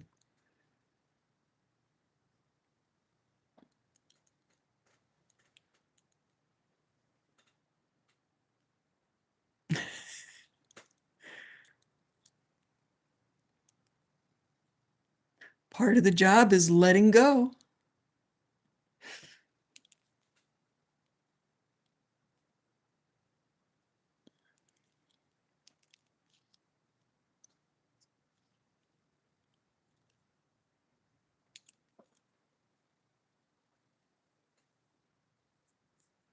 You're both still at very reasonable prices for these.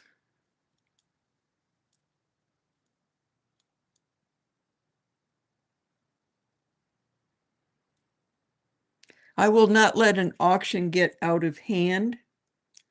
I'm probably the only person that will stop an auction if it gets out of hand and I feel like people are in a frenzy and they're paying too much, because I want things to appraise properly for you.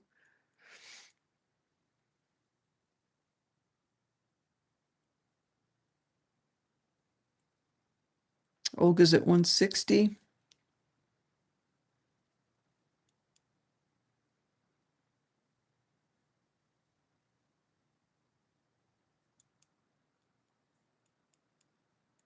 All right, I'm going to count down. Lucy's out. Thanks, Lucy. Going once, going twice, and sold to Olga for 160.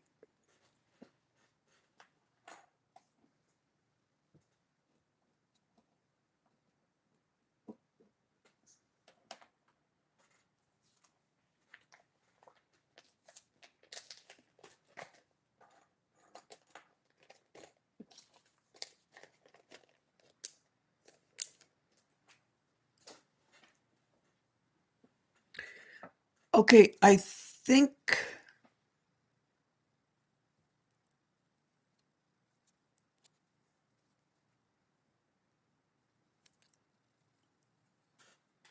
okay, so I showed this one, but I think I have to go back. Somebody in the chat came in later and said 120, if they could buy it for 120, and I said yes.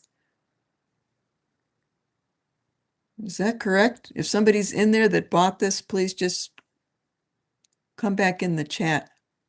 Because you didn't buy while I was showing it, you came in later. So I think that's the one that sold.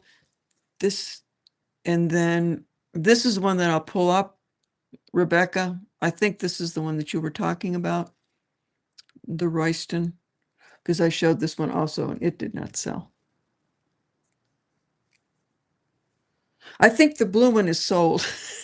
I've got to go back. Someone bought it, but I can't, I have to go back through the chat to find who bought that one, so I can't sell it. Okay, so the green one is the Royston. Okay. Shoot, I don't remember what I put up there.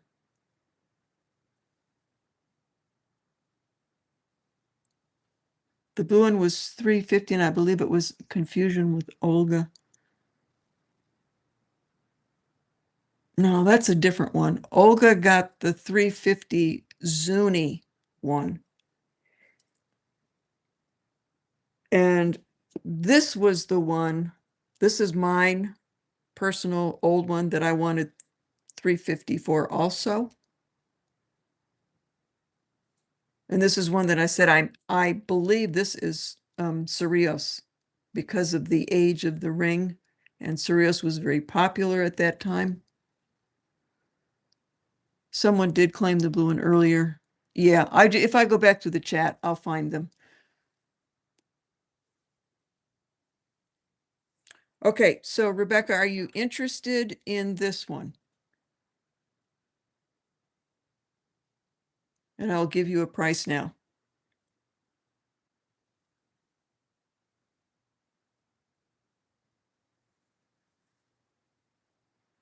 Forget the blue one, it's sold.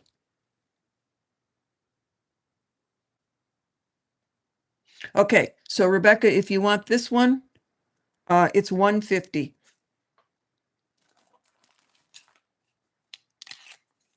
And it is a size 8. Okay, Rebecca, you got it.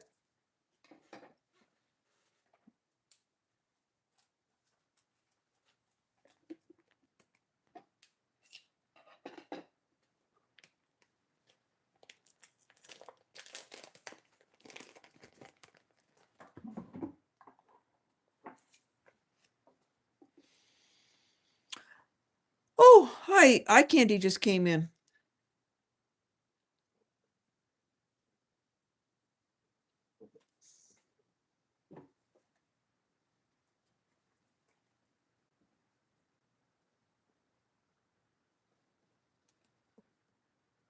All right, that takes care of Rebecca. Okay. Now, question, Eye Candy, hi Wendy, just in time.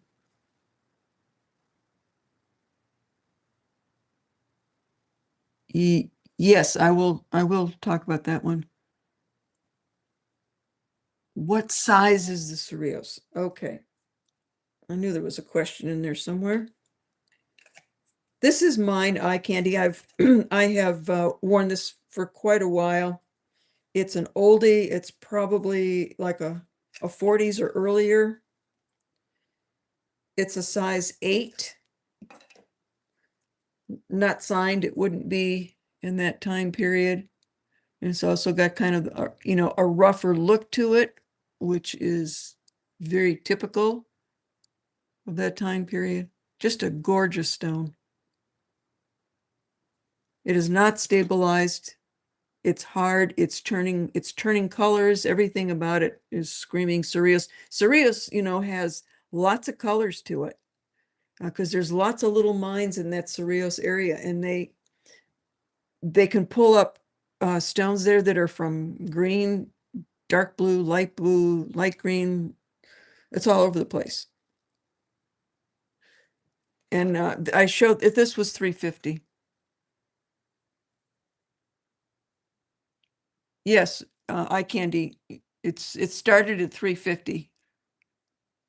Nobody bid on it. Okay, you got it.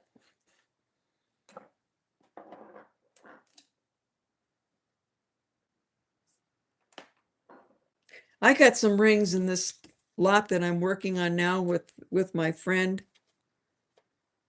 Some of it I'm going to go ahead and bring online. I don't imagine I will be selling it because they're very collectible and they're older and they're beautiful construction. But I'll bring some in and show it to you. But I'm buying a bracelet for myself, and I am paying $800 for the bracelet. And in his retail shop, his retail price was $2,500. These older pieces, they're moving faster than diamonds. Diamonds have fallen in value so much because they're making the simulated diamonds now. I have a diamond I've been trying to sell. I carried down to Franklin.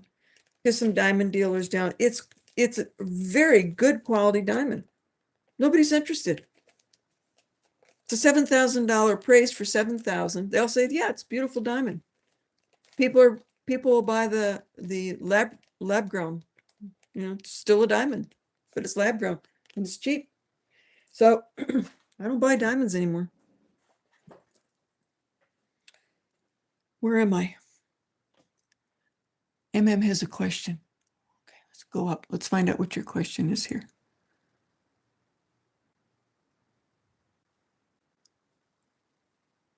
MM, where are you? I can't find you. There you are. Did you show the Bakelite brace? No. So here it comes. I just love this thing. It'll go back on my mantle. All right. So here it is again. Bakelite on the inside. It is Tibetan. This is all crushed, very finely crushed turquoise. Silver repoussé on here. That's not repoussé. This is not. Why do I keep saying that? This is not repoussé. It looks like it, but it's not. This is all hand cut and then applied over the Bakelite. So I take it back. If I was calling this repoussé, it's not. It's not. It's beautiful work. I think this is Mary, if you're still in there, isn't that a good luck sign in Tibetan Buddhism? I think it is.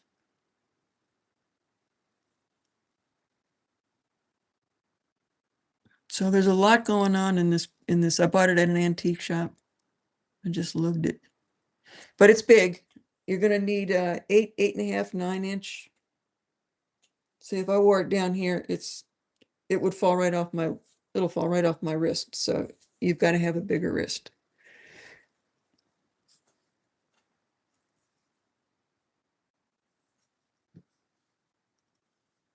So who was interested in that one? Yes, it's silver, Sheila. Mary says, yes, that is the good luck symbol. Okay. I just couldn't remember. There's a lot of different symbols on here.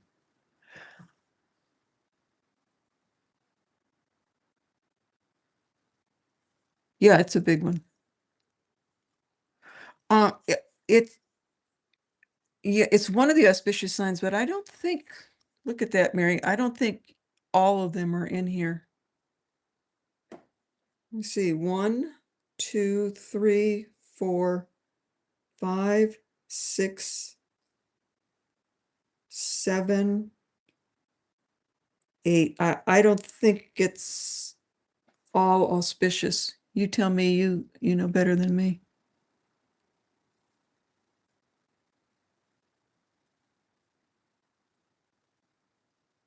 The fish, the double fish. Maybe it is, Mary, because the double fish is one. And that one is. Maybe it is. And I think that is. I'll bet you that's what it is. 8 auspicious symbols. Yep. Thank you, Mary. Okay. So now we've got our history lesson on that. Sheila, you got it. Because I showed it before. Okay, fish, treasure vase. Yes, the lotus, the conch shell. That's what that is. Yes, yes, yes. Okay, so they're all there. Thank you, Mary. We have our Tibetan history lesson and the Dharma wheel.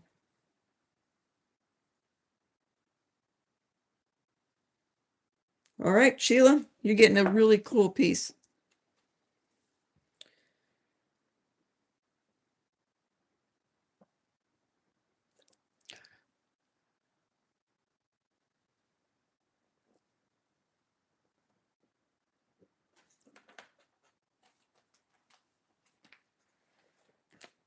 And hi, Sunray.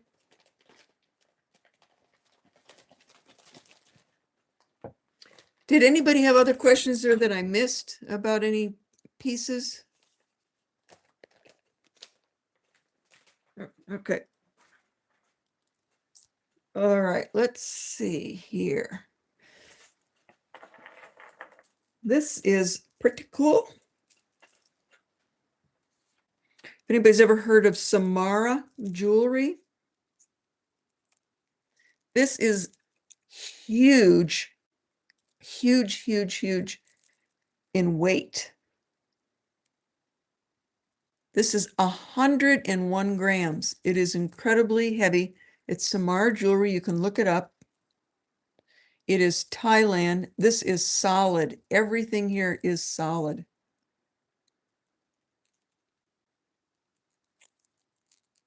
101 grams of sterling silver. It is heavy. Yeah. Really, really nice. Mary, is the Thunderbird ring? Oh, very much so. Yes, it is totally. You got that. Okay, this bracelet now, because it's so heavy, it's in perfect condition.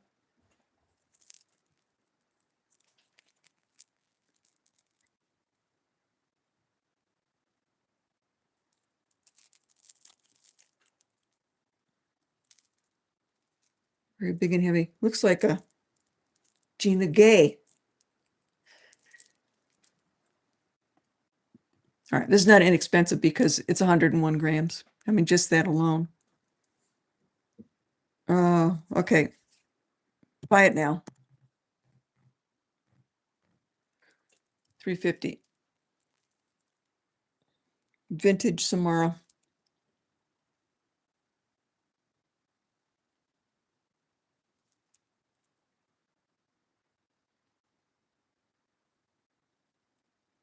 Thanks, Olga.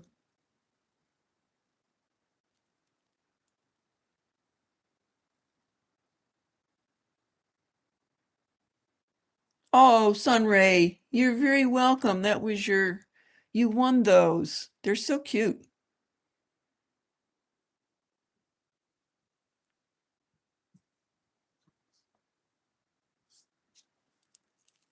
Do you have, how do you spell Samara? Just like you did. Samara. Look for vintage Samara. You'll find this very one in there.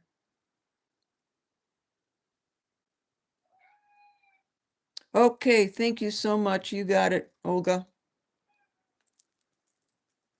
I hear you up there. It's not time for bed yet.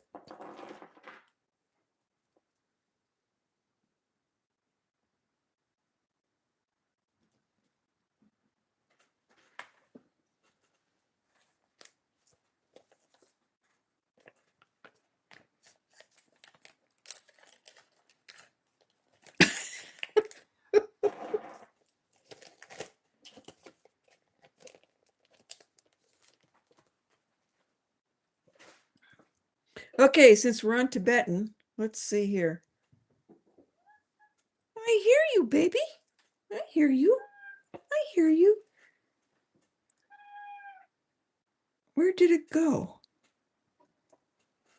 Where did it go? Okay.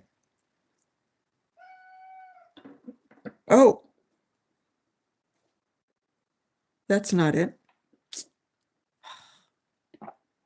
Okay, we'll forget it for now. Silpada. This is a really nice Silpada ring. Very nice Chinese turquoise. This is a solid, solid piece. It's a solid ring all the way around.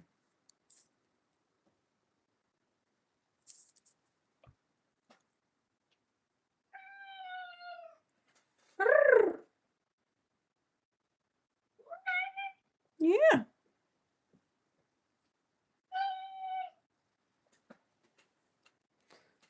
This is, it's funny, all the jewelry resellers have got pets. Everybody's got a pet.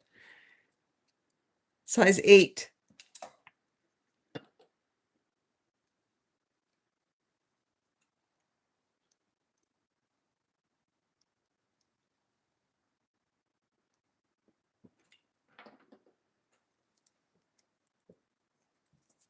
Okay, size 8, and it is starting bid. This is a big solid ring.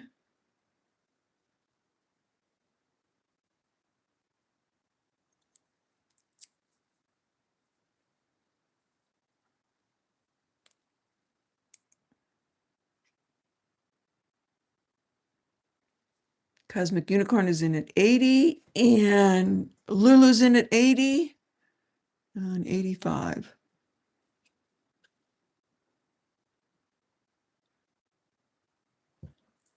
Hey, baby. Hey, honey. Hey, honey.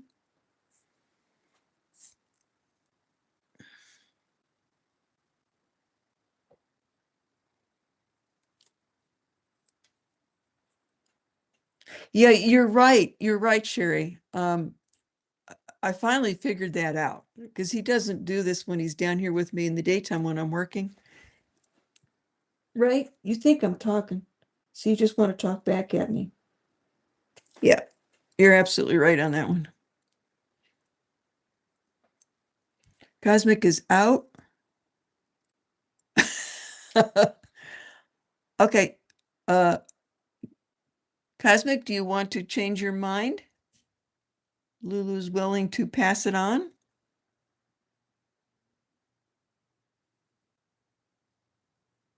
Let us know, Cosmic, if you want it or not. Nope. Okay, Lulu, she's gonna leave it to you. All right. Thank you, Lulu. And thank you, Cosmic.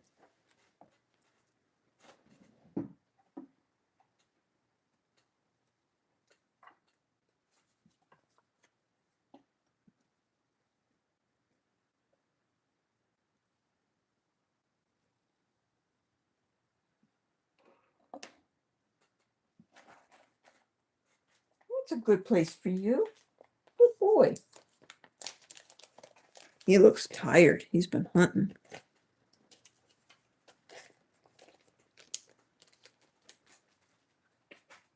All right, what's going on back here?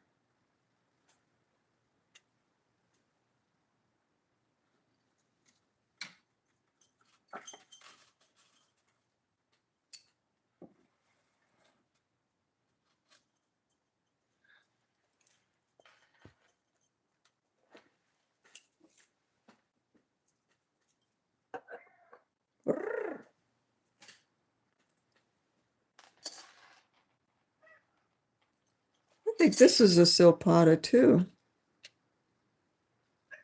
Oh, wow. What you doing? Okay. All right. This I showed this in one of my free previews or a short or something. There he is. So what is this? New, old? What the heck's going on here? So it's a combination of both. This was half of a watch band. This is an old Fred Harvey period watch band. The other half I made into a pendant and I sold it a long time ago. This is the second part of it here. This is, I've had this Sonoran nugget, which I finally cut. So that is Sonoran turquoise. So I cut that and just soldered it up on the top. I tried to create something that looks old, so I didn't take away from this. So that is what that is. So it's a combination of new and old. So a new Sonora nugget, and I gave it a an open bail so it could be slid over beads, silver beads or turquoise beads.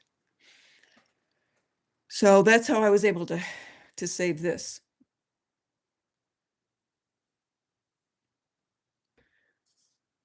So that's a tough one. Oh, and I didn't put my name on it, which I wouldn't because of this. So it's not marked.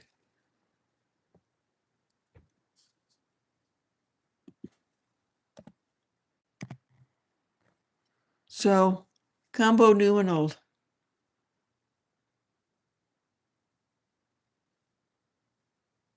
And this is interesting here. Do you see the sun symbol here? You see how it's misstamped? It fell down there. The other one, he struck it, right in the center. This one, he missed it. It's just a neat little uh imperfection, or maybe he meant it. You don't know. A lot of these guys sign things by leaving imperfections in it.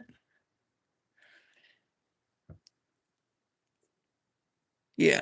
So old, early Fred Harvey period watch band. Oh, we got activity here. Lisa's at 175, Rebecca's 175, Rachel's 175, Rebecca's a 185. What can you show some of? Yes, I do have some here. I will do that, Cosmic. Is this, oh gosh, Wendy. Uh, we're all in it, so let's make it starting bid. It is a starting bid.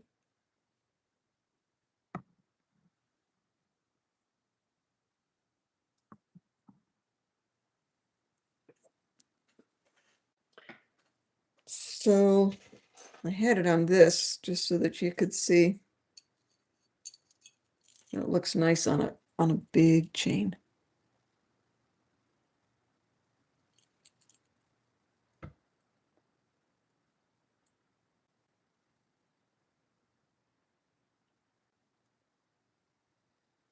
It's that Sonoran gold. Pretty stuff. I got to get more of it.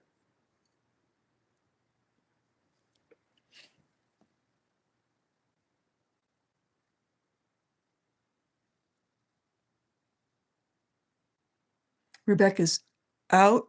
All right, so Lisa's in at 210 and Rachel's in at 215. Oh, Lisa Ross. Hello, Lisa. She is in a 225.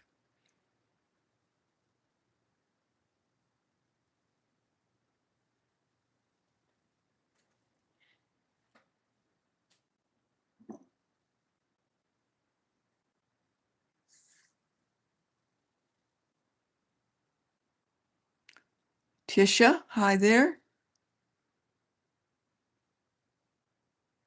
Okay, Rachel's out. So I think we're down to Lisa. I think that's it. Okay. All right, we're going to count this down. Going once, going twice, and sold to Lisa Ross. Okay, and now Lisa Ross. I have two Lisa Ross. I need to know which Lisa Ross this is. Oh, you knew I repurposed it. Awesome. I'm so glad. Okay, Lisa Ross, just name the city that you live in. You're the Amber Lisa. You got it. I know who that is. And you finally bought all the amber you could possibly use in one lifetime. So we are moving on. I still have that gorgeous necklace that you gave to me, the pendant. I would never sell that.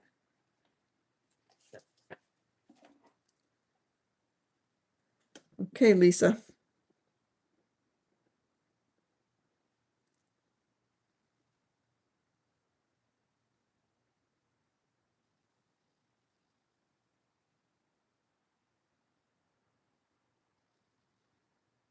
Um, Madam Tequila, it is Chinese.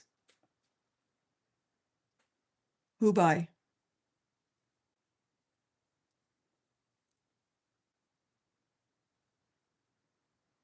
Where'd you go?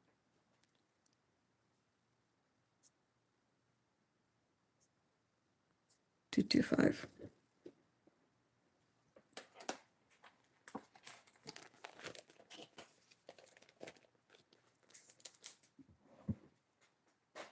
Okay, let's do this pretty baby. Pretty little baby. That's a song somewhere. Okay, so we've got our red coral. This is a vintage piece. I haven't done any polishing. I've just left it as is. Here's our bench beads.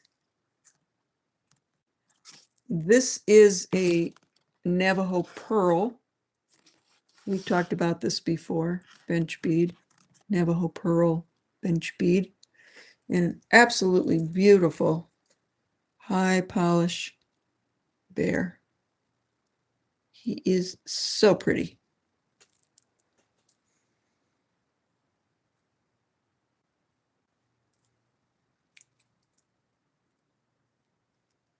And it's even balanced right because he does not flop around.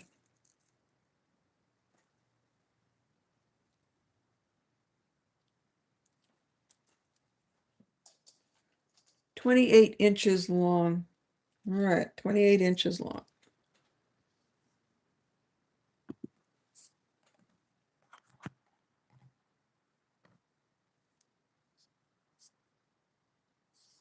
Whoops, starting bid.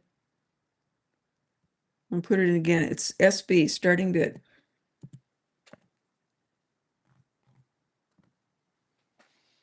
Okay, I see eye candy is in for 195. And Lulu's in for 200.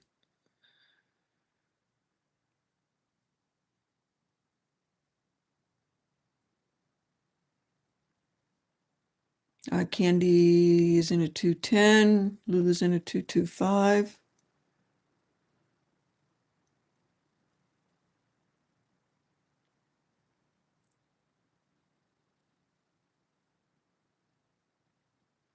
I don't know. I cannot tell by looking at this one, the particular artist. but you can look at it and certainly see the quality of it.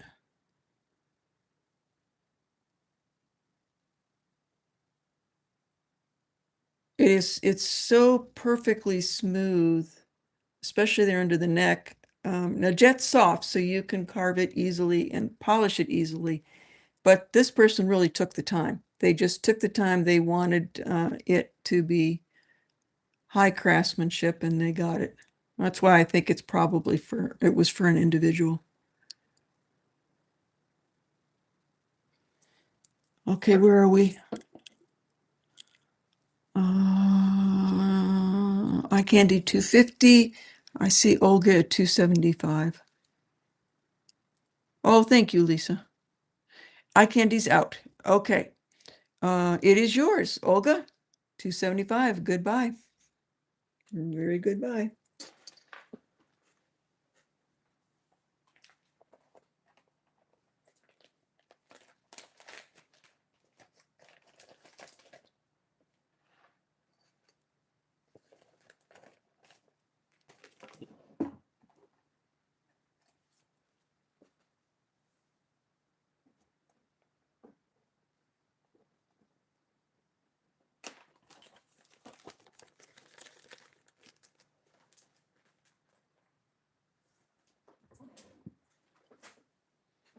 Okay, my new ring.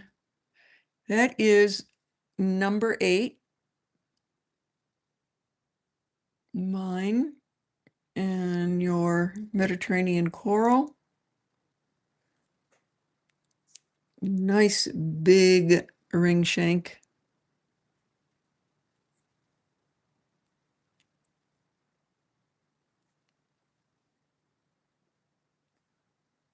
No signature, just a stamped sterling on the inside.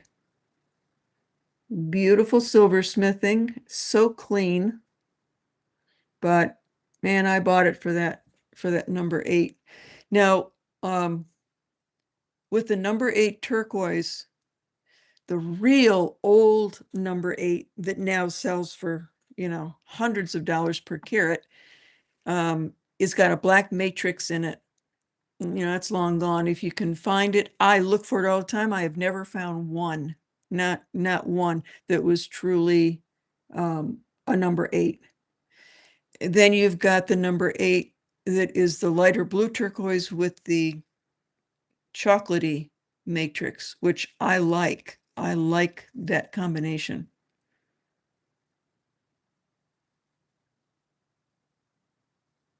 So I jumped on this. It's you don't what you tend to see with, because I've sold some pieces of number 8. I know I've got some left here. That's Persian. That's not it.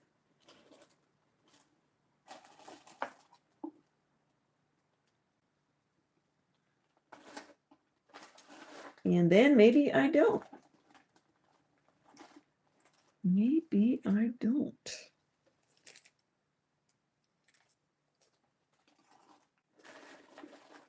Well, I thought I had some number 8, which you can get the number 8 now, but it's bigger. You don't have tight matrix in it. You have an open matrix system in it. Yeah. So this one's a little bit more unusual to be able to still find the tight matrix in it. Yes, Mr. Tequila. I did say Persian. He bought a beautiful Persian turquoise the last time. And I've got more to cut. I just don't. I'm just hesitating on this one because I just got it in. I don't know if I want to sell this one or not. It would not be cheap if I did at all. I'm gonna wait. I gotta wait. I'm gonna wear it for a while because I don't get it.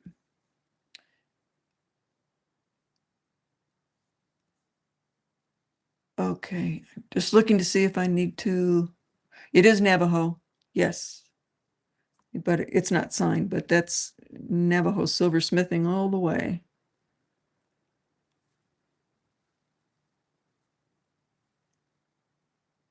Okay, so I think I'm going to wear it for a while.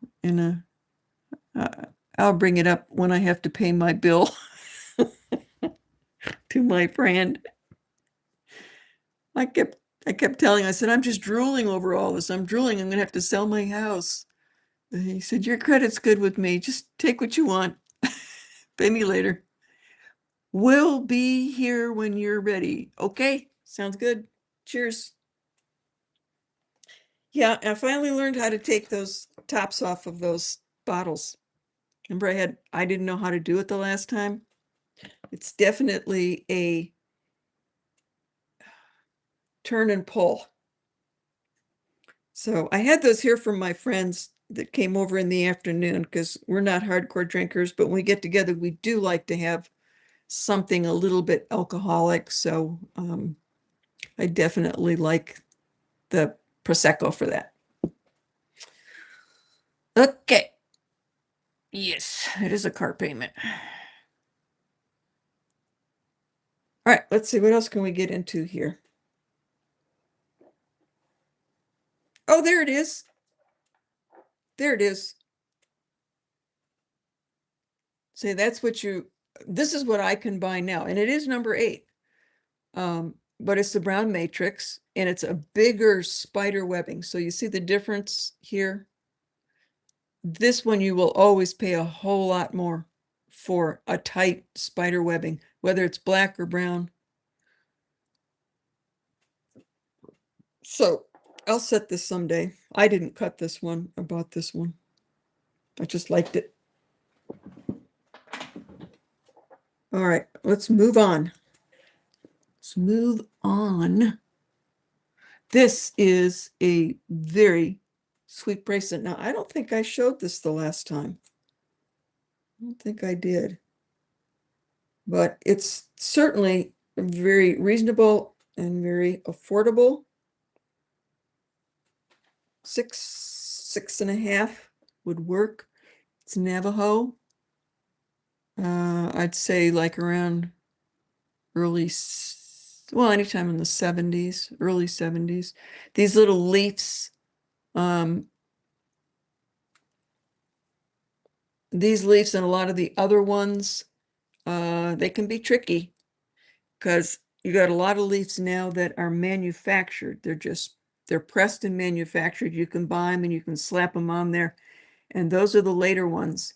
Then something like this one is definitely, that's hand cut and hand designed by this particular artist. And those are probably a little bit earlier, because what I'm seeing now on a lot of the ones that were done in the 70s, they're not hand done, they're manufactured and then bought. But this is a very nice, cute little Navajo.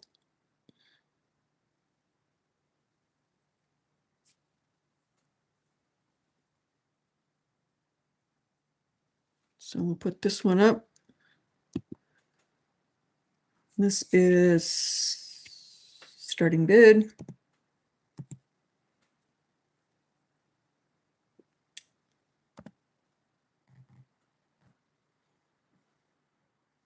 $165. It is not signed.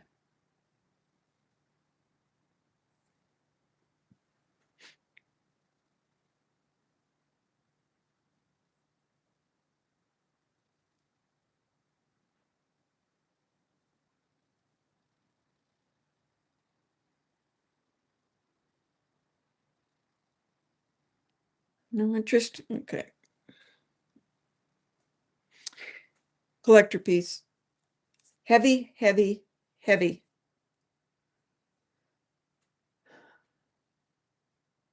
That's an old price. You see the thickness of this?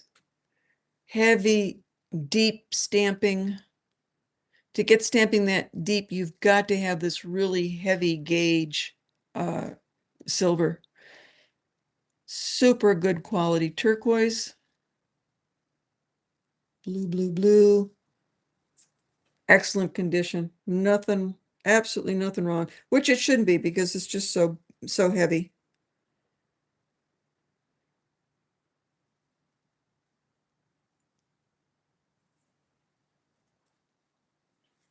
Oh, yes, this is old. This is going to be your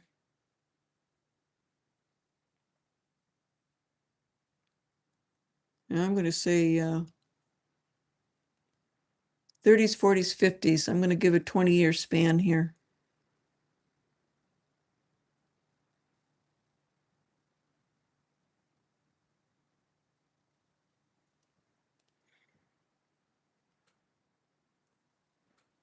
Let's see. So, yeah, it could be 6.5 or a 7. This really can't be squeezed because it's so heavy. So this fits a 7 perfect. If somebody wanted to be a 6.5, I would do that here and it would have to stay that way. You would not be able to change that around at all. So as it is, it's a 7, but um, I could take care of that on a mandrel without hurting it to a 6.5.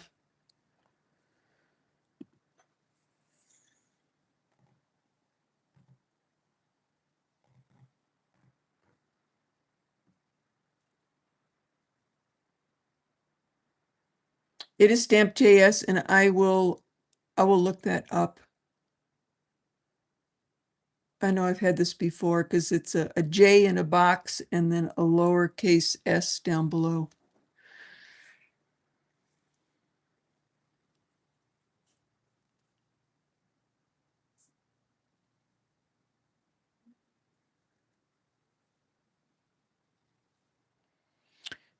Marriott's a size 7, the way it is now.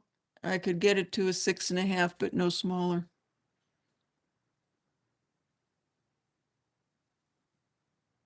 Billy Dog? Oh, hi, Billy Dog.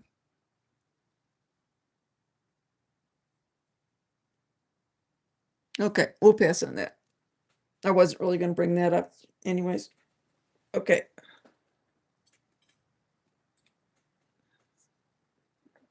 All right. Um, Albert Jake. This is an Albert Jake. Vintage, not real old, but vintage. Heavy sterling. Heavy stamping.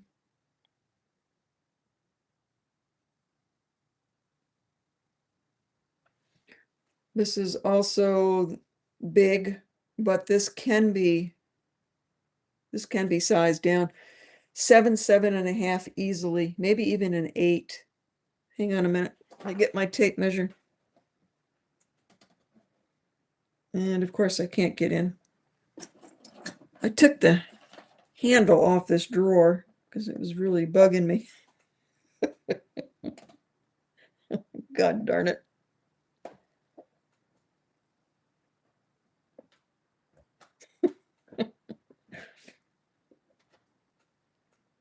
I need to get my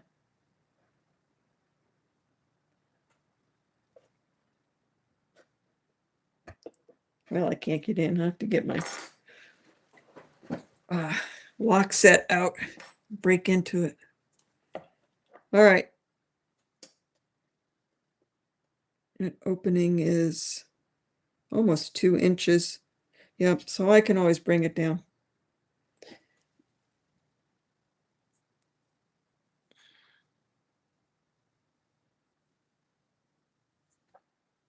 And it is, let's give you that. Oh, wait.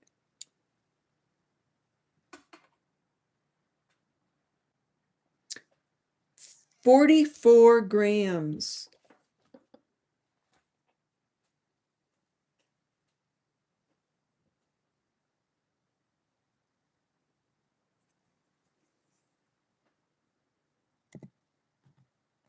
So for a large-wristed woman or man, starting bid 200.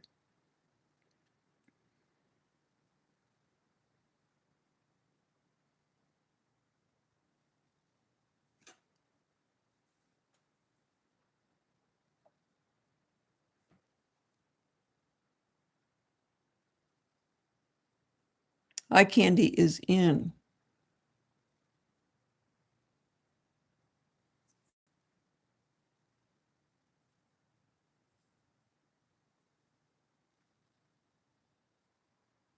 All right, we're going to count it down for eye candy. Going once, going twice, and sold. This is a super good price on this, guys. This is your $500 and $600 new in a case. Goodbye.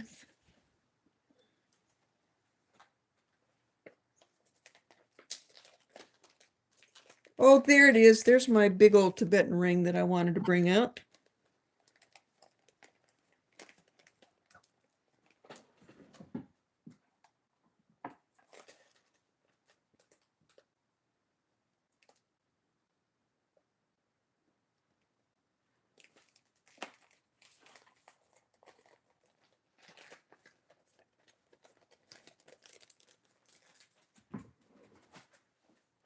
I did show this before, I think, but I'm going to bring it back out again. Look at that. Ah, that's gorgeous. Who by turquoise is just as beautiful as the turquoises we've got around here in America. Green, green, green. Big old nugget. Very, very nice little lotus emblems on here. And then look at the back. Of course, they love to put designs on the back.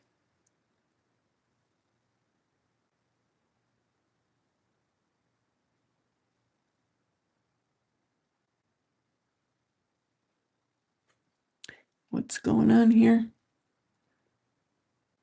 Rebecca, 450 for a beautiful cuff.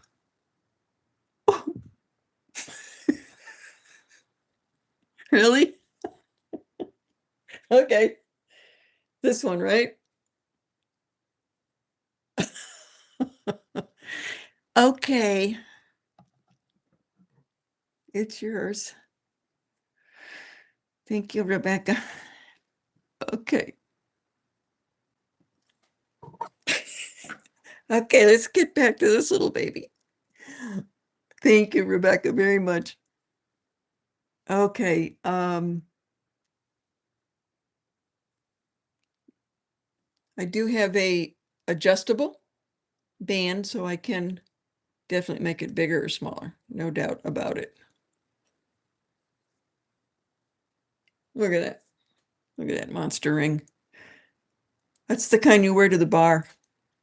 Bar fight. Right, right. Bam. Gone. Very pretty. All righty. I know. Guys, beginning going, you are so right. Who asked me to even take that? Was that Lulu? No, it was Olga. Olga got me in trouble. Olga asked me about that. Look what you did. You owe me, Olga. I want to ride in your new car. That's it.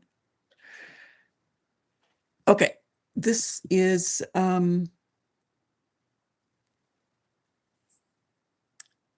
okay, Tibetan.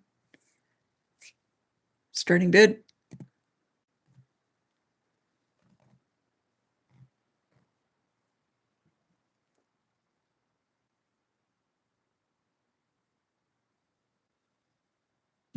Yes, you will. I'll be standing out in front of my house. I'll have my thumb out. Madam Tequila's in for 125.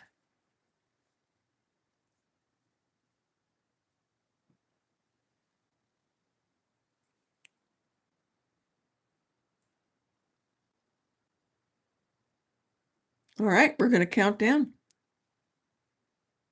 Going once, going twice, and sold.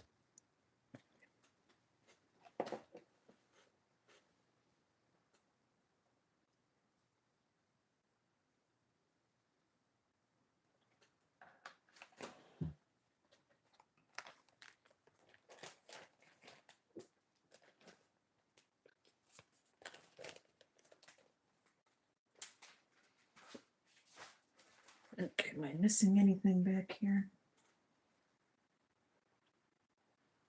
Oh my goodness, I never even got to these.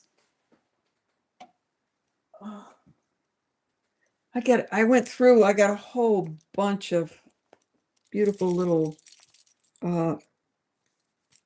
necklaces here that I completely forgot about. That's what happens when it gets behind me. Okay. A little bit of everything here.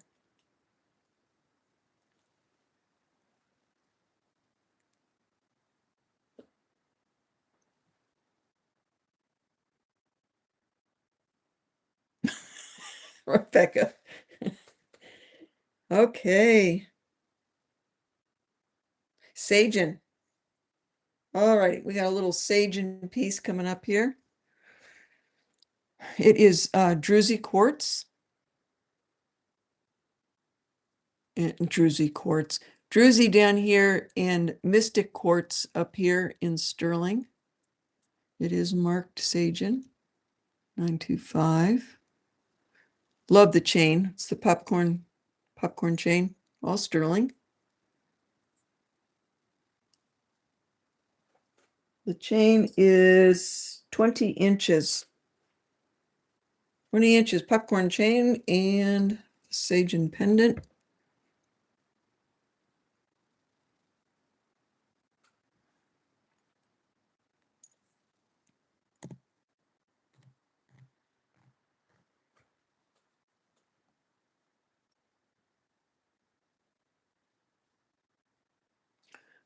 What kind of stone is the druzy? I don't know. I know the Mystic quartz is quartz. It's not topaz. The druzy, I don't know.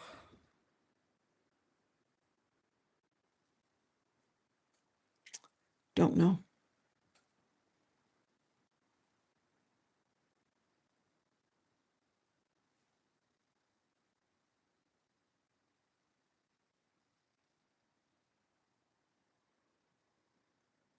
Okay. No interest. Does anybody want just the pendant?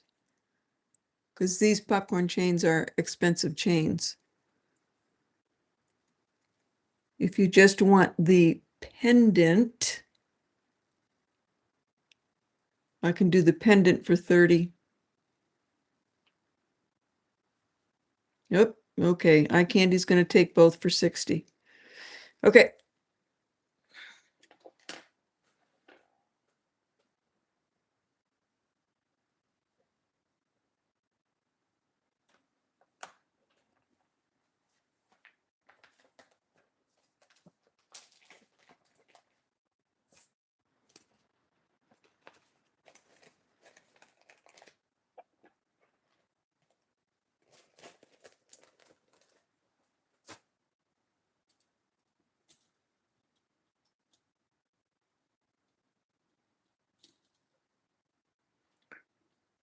This is a little cutie here.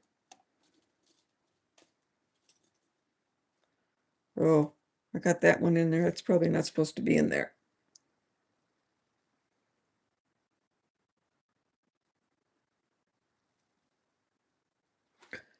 All right. Very nice snake chain. 22 inches long. Oh, just a very cute little Sleeping Beauty turquoise pendant, Navajo, not signed.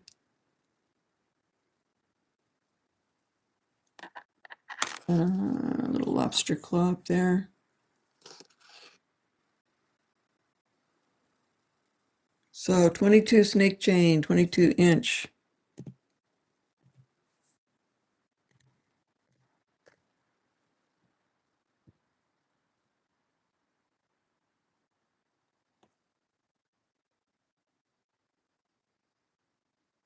Getting hypnotic here.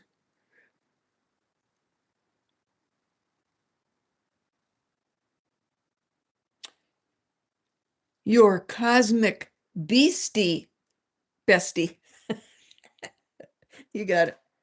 Your cosmic bestie for 60.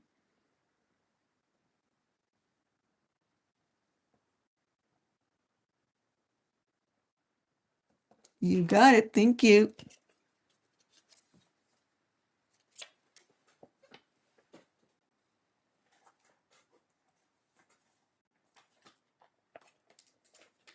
It's a good deal again. You know, these chains, these sterling silver, all these sterling silver chains, you know what they cost if you walk into a store and try to buy them.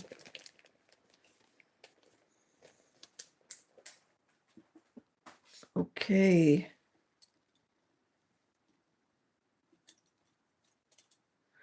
That's a conversation piece. I think I showed that to you months ago, but I can't let this one go. You can see the whirling log at the very top. So this is the 1920s.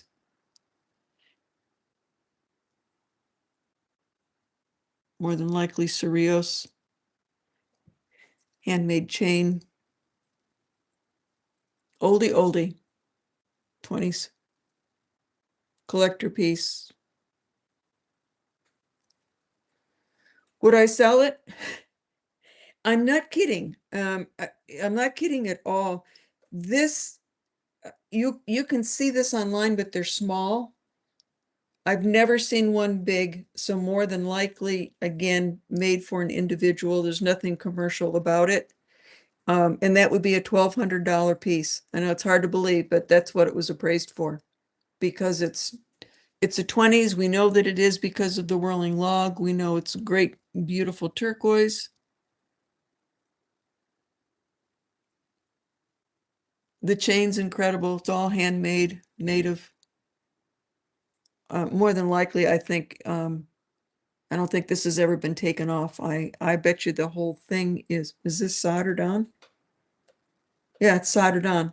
More than likely, it's all original.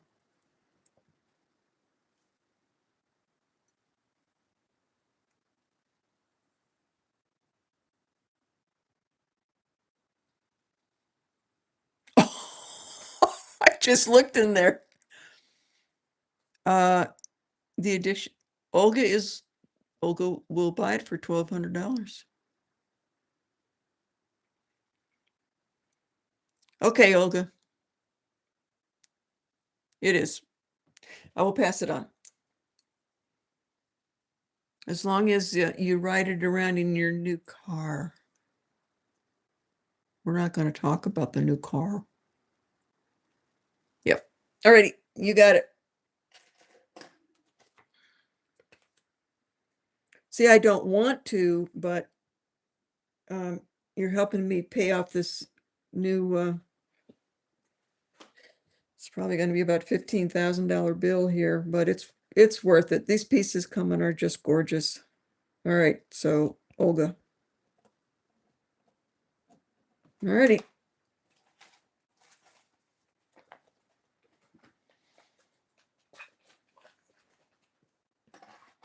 Well, so I sold a necklace I wasn't going to and a bracelet. Let's see. What else is here I shouldn't sell? Well, no, the fetish necklace is staying. That's not going anywhere ever, ever, ever, ever, ever. Okay, let's get on to another little necklace here. Oh, this is just a little cutie. 18 inches, sterling silver, little diamond cut. It is 18 inches and the little drop is 2 inches.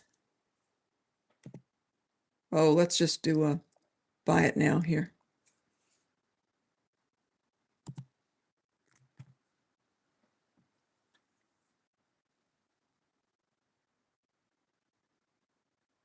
Oh, I'm falling asleep here. Buy it now, 35. Sterling silver.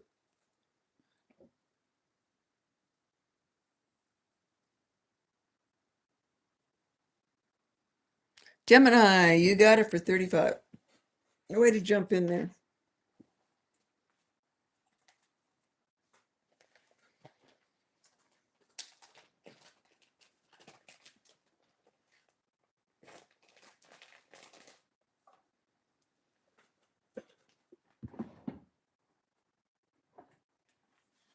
Okay, time for a giveaway.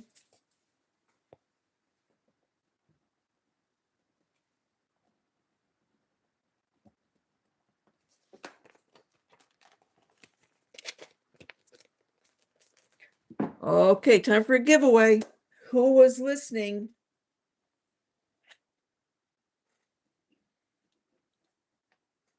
Why does Wendy like to buy the 1940s and earlier Native American jewelry?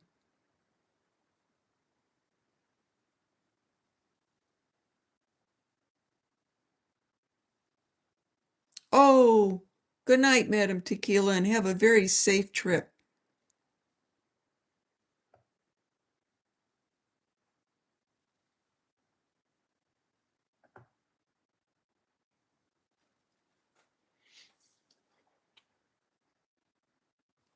Well, you guys were listening. You're right in there. Okay. Okay, I've got to go with Alice Lake. She was the first one, and that is the number one reason why I go for it, is the fact that it's not treated. This is where you get your natural turquoise, is in those earlier pieces. Treatment wasn't out. So Alice, you got it. Lots of you did. Thank you very much. Um, good quality stones. Yep. Non-stabilized. Yep. Yep. Yep. You know, a lot of you got it. Past life. It is. You all got it. I mean, every single one of you. Investment, history, how it's made. Um, it really, really is. You got it all, but the biggest one is I want that natural turquoise, and I will get it looking for those earlier pieces. So, Alice, very good. You were the very first one to say that. So, what are we going to give to Alice for that? Alice, Alice, Alice. Let's see. Hmm.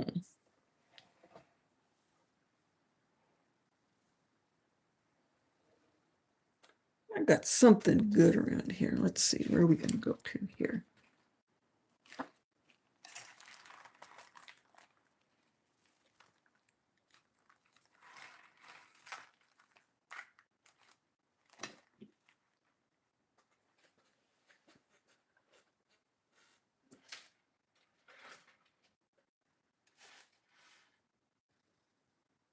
Alice, coming your way. Pearl necklace. Very nice, real, knotted between each one, sterling silver clasp, pearl necklace. Thank you so much for listening and learning. Okay, Alice.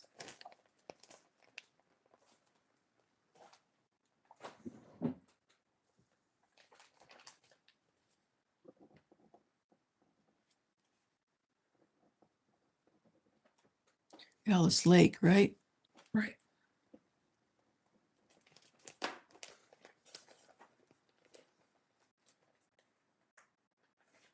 Alice, do I have your info? Please make sure that you did register with me. Otherwise, I don't have your address and I can't send it to you. Sheila, can you make the ring I bought a bit bigger? Like what? Like a half a size?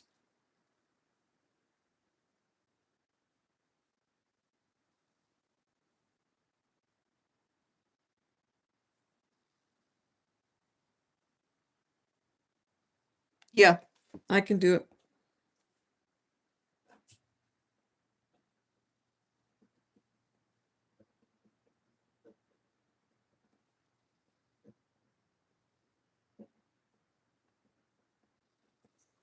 Well, good. I'm glad you're going to get some pearls that you can wear.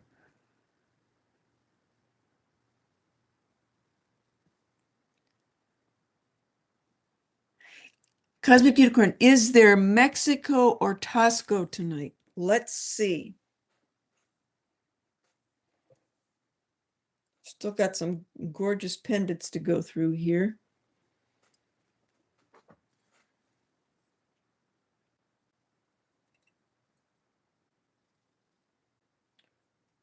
This is Mexico.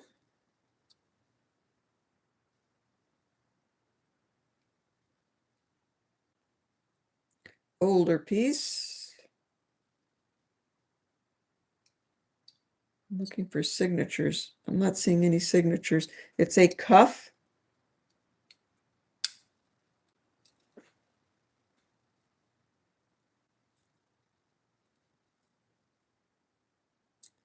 So that is one. Okay, Alice. Cosmic Unicorn. Let me see if there's another one here.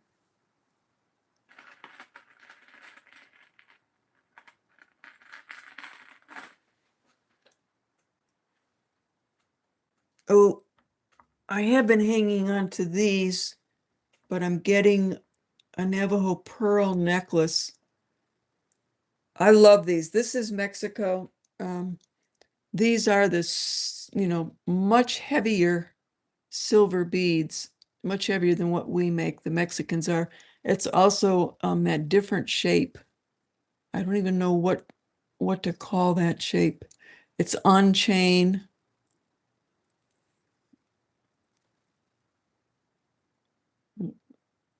That would be vintage Mexico.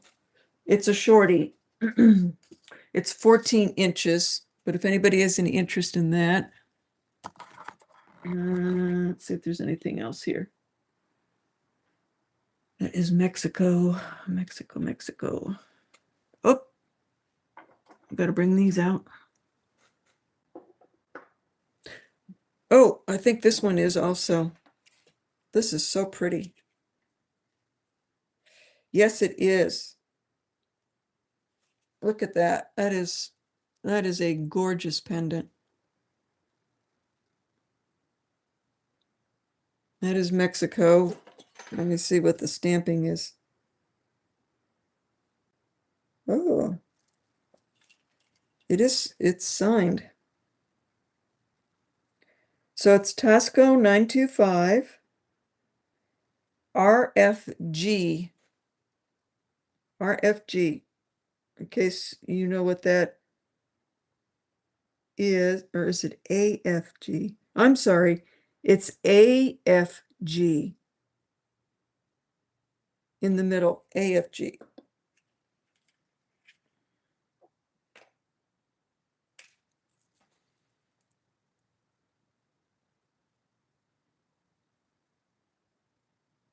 I don't think you can get a really good look at that, but it's AFG.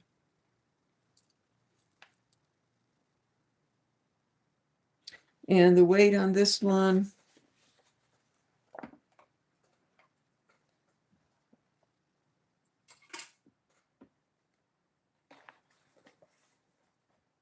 not real heavy, 8 grams, but definitely a beautiful construction on that. A lot of little details.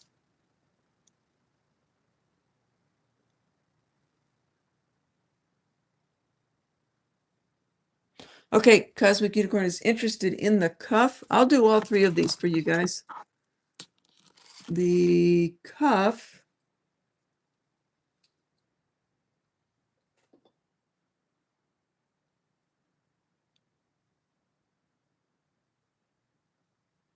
Oh, this has got a hallmark.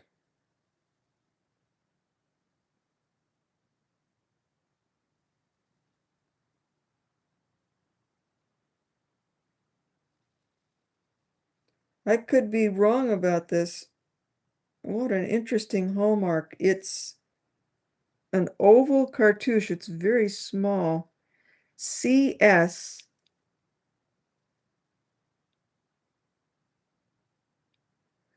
There's a C and then there's something in the middle and then an S. 925. It sure looks Mexican to me, but I don't know. I don't know. It's definitely an older piece there on the hinge. I mean, on this piece here, you can see that there is a hallmark that is a C, something in the middle, and an S. All right, enough on that. It's in perfect condition.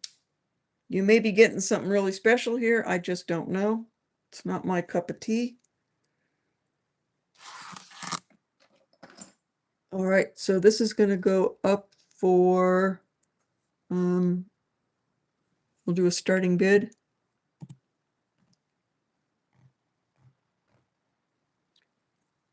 And the diameter, I believe this is probably a 6. Let's see here.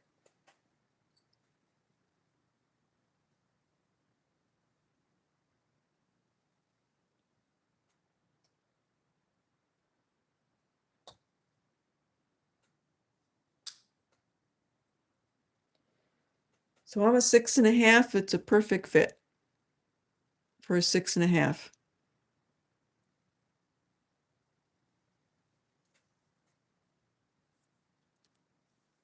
Did I not put it in? I did not.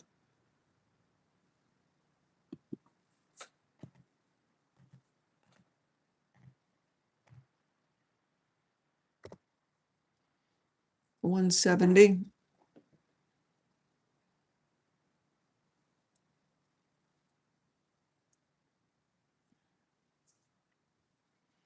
Cosmic is in 170 and Jamie Lynn 170 and 180.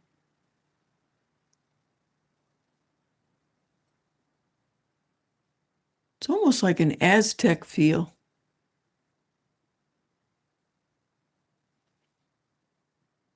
Jamie Lynn is in at 180. Size 6.5. Cosmic 200. It's a very nice piece. I just don't know the history. This is not my cup of tea. I know nice construction. The hinge works great. Nothing wrong with it.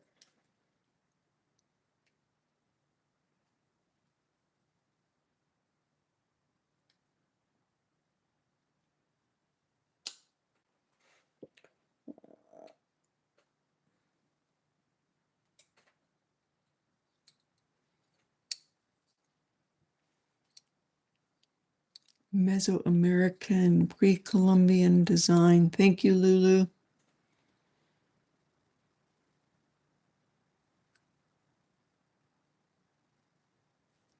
Whoever gets it, you'll probably figure out the history with that hallmark.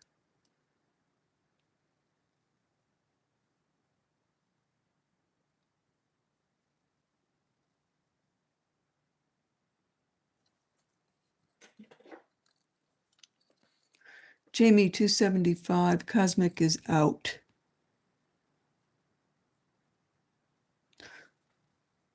All right, we're going to count down for Jamie. Going once, going twice, and sold to Jamie Lynn.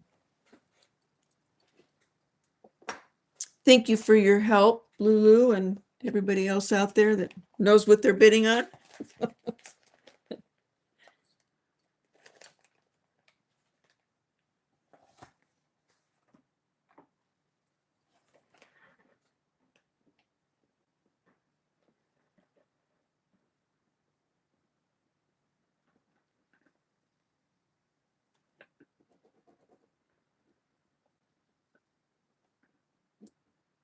All right, I'll do that cute little pendant.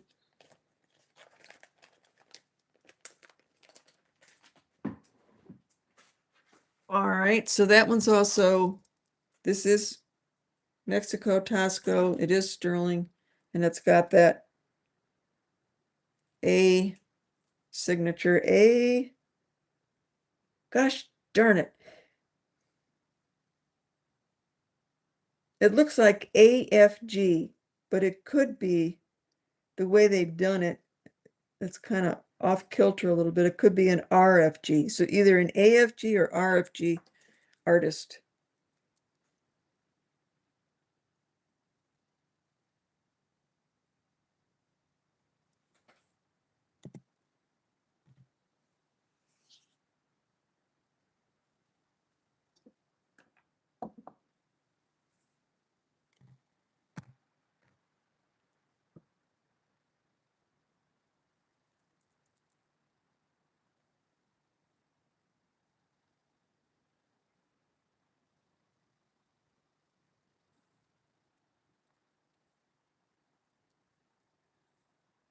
Oh, good, Jamie.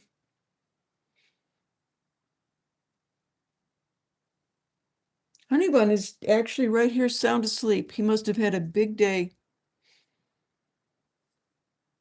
Lulu is in for 60.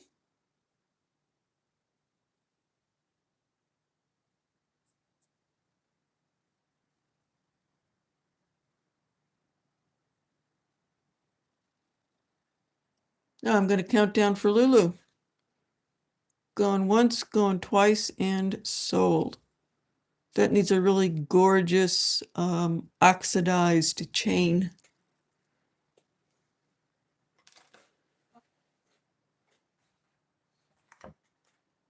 Which I don't have, but I think I have some in this lot that I'm working on. I think I've got some paperclip chains coming in. I asked specifically for those.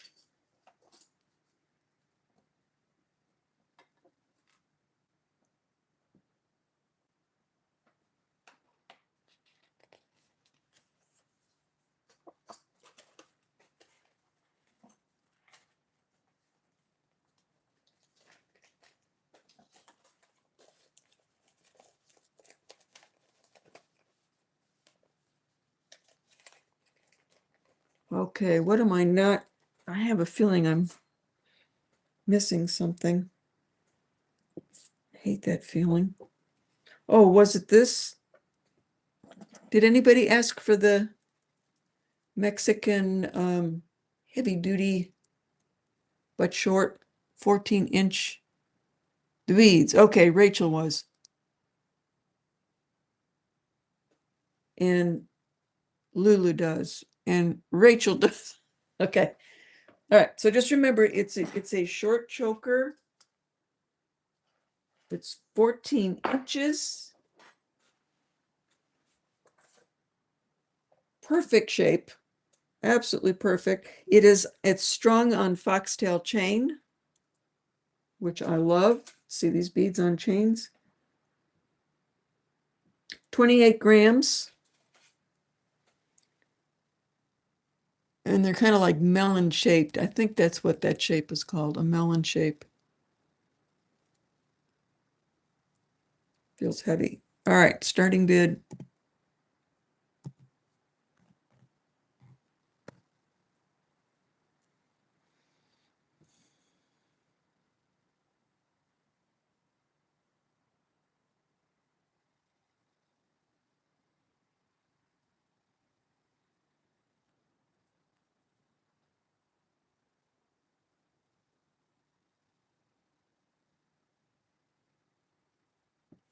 Rachel's in at 125. Washer shape. Yeah. I think it's called a melon, but I'm not quite too sure. They don't really do this shape in Native American. I know this is Mexican for sure. Okay, Lulu's in at 130, Rachel's in at 135, and Lulu's back in at 140. Big pendants just look so nice on this. That's why I've had it a long time. So when I want to wear a big pendant up high, that's when I would use this.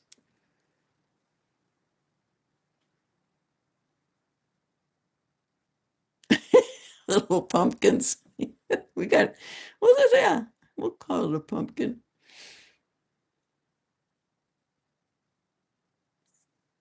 The weight, I gave the weight. Let's do it again. 28 grams. 28 grams, 14 inches, made in Mexico, sterling silver, foxtail chain on the inside. Donuts. Yeah, we're coming up with some good names here. Washers, donuts, pumpkins.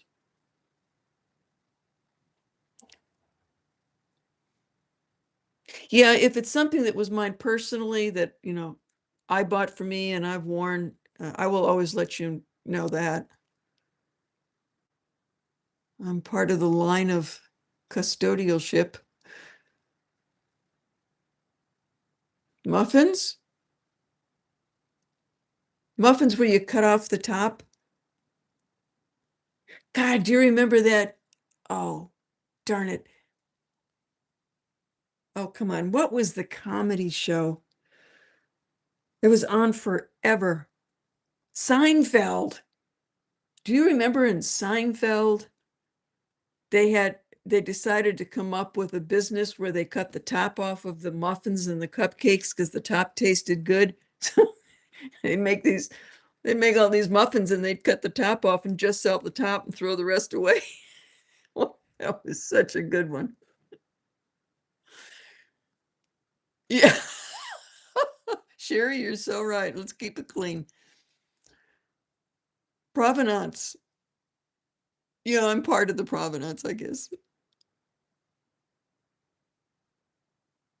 I remember that. Yeah. God, that was such good comedy. I have watched that over and over and over again on Netflix. I just never get tired of it. All right, let's go back here. All right, looks like the bidding is done. Okay, Venice Vintage, I think you got it. Let me check. 155. Looks like Rachel has not bid again. Okay, so we're going to count down. It's at 155 for Lulu. Going once, going twice, and up. I didn't say sold. Rachel's in for 160.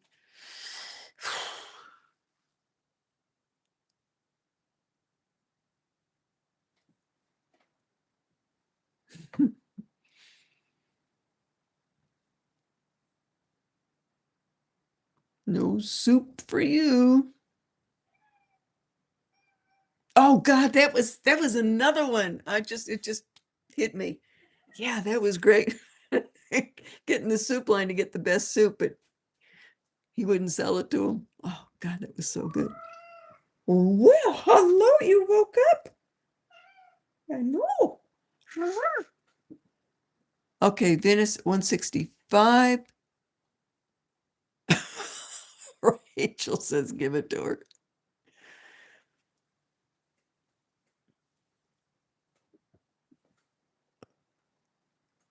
Okay, we're we're gonna count down. It's at 165 to Lulu. Going once, going twice. Sold. Okay, you got it, Lulu. Sold.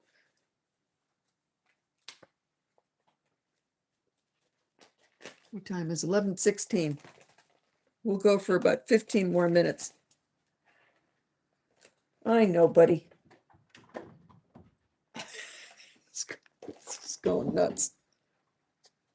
It only takes a little nap and then he's ready to go again. Lulu 165. Yeah.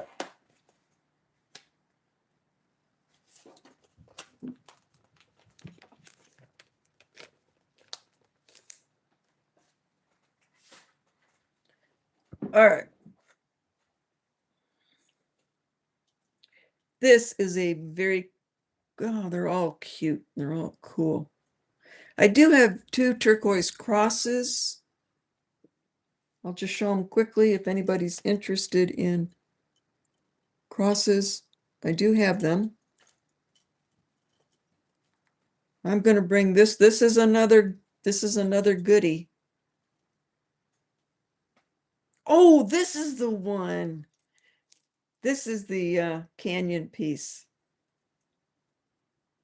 All right. Well, we got some talking to do.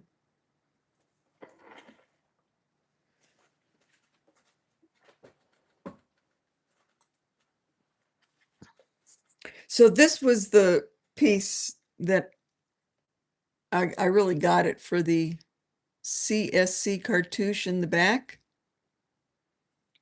And they were saying that it was extremely rare and going on. And it was like, oh, well, I wouldn't call it rare. It's unusual. It's very well done. I bought it, so I must like it. But so the CSC is the Canyon Silversmith Company, and it's out of Arizona. And that's actually a company signature. The silversmiths that are there it's a husband and wife team. Brigham, Brigham, Burnham. They're Navajo. It's a husband and wife team, Burnham.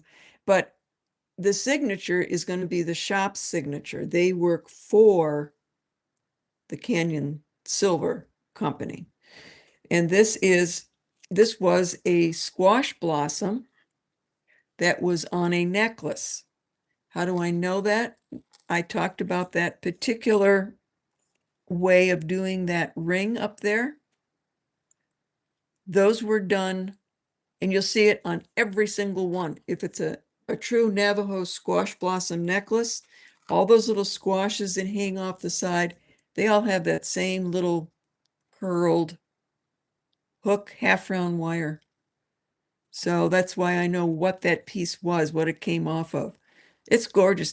This must have been a huge squash blossom because look at the size of that.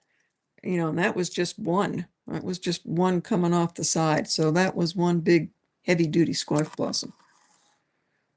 So there's a little history, a little fun history for that. Really nice turquoise.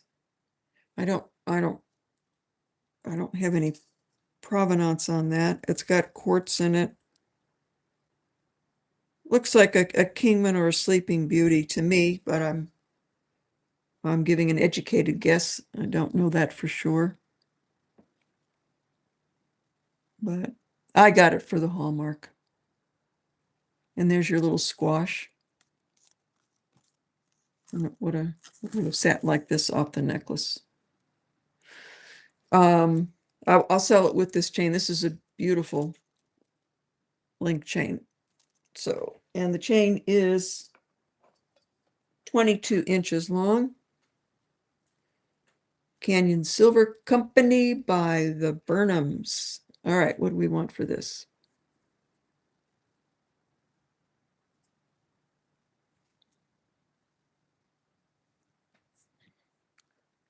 With the chain. So starting bid. Wendy, read the chat. Venice, stop. Venice Vintage. Please read request from Addiction is Real. Let me go up a minute. Soup, boop, boop. Wendy, is it okay if I change my mind about the Samara bracelet? Yes, anytime in this chat, you can absolutely do that. We'll take it off the tab. If anybody else is interested in the Samara, you absolutely, it's up for grabs. No problem with that. Anytime you're in the chat, you want to change your mind, you can. All right.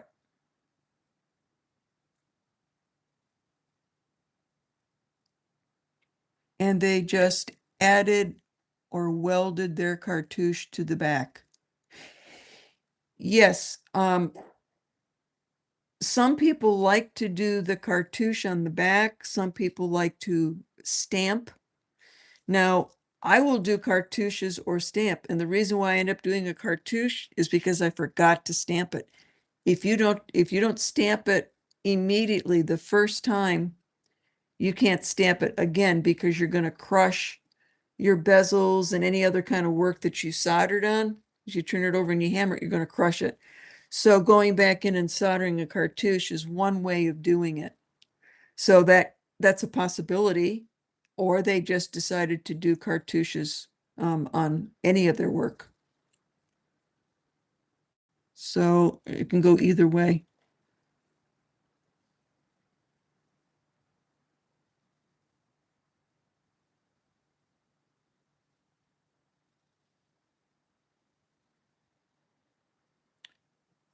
I would like to see the cross pendant with the slim stones. Okay.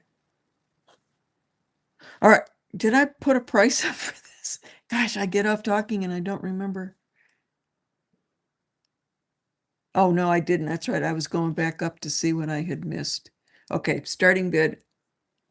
This is with a very nice chain.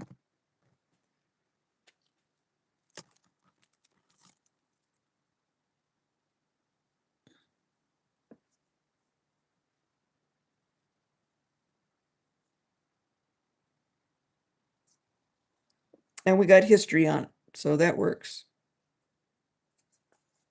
Bruce and Virginia Burnham. And they work on a lot of pieces together that's very traditional in families to work together on a piece. Someone may be cutting the stone, somebody may be much better at silversmithing.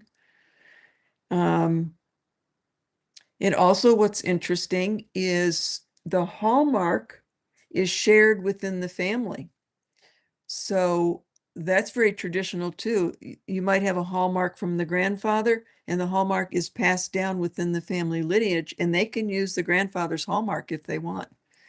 They can come up with a new one, but it's very traditional for them to keep that hallmark in the family. Eye Candy 175 and Lucy 185.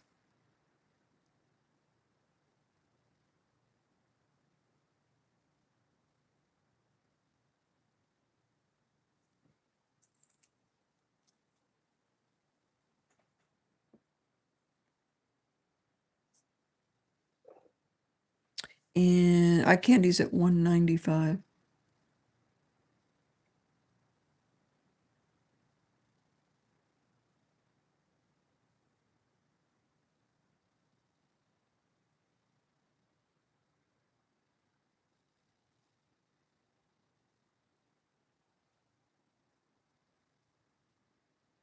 All right, I'm going to count down for Eye Candy unless Lucy comes back in. All right, I'm going to count down. Going once, going twice. Lucy's back in. And she is in at 205. Thank you, Lucy. Eye Candy is out. You got it, Lucy. It's a absolutely great deal. 205. You got it, Lucy. Thank you.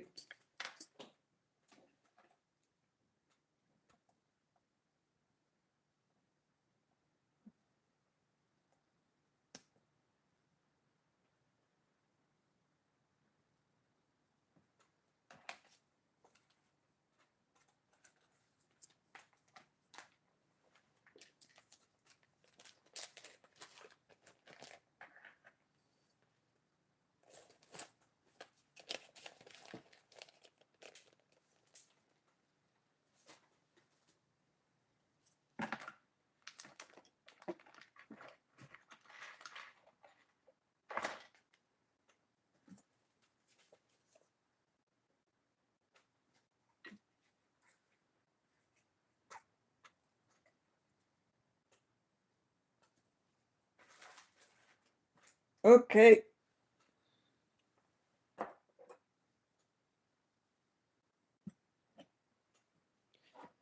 Let's see. Let's bring that cross out.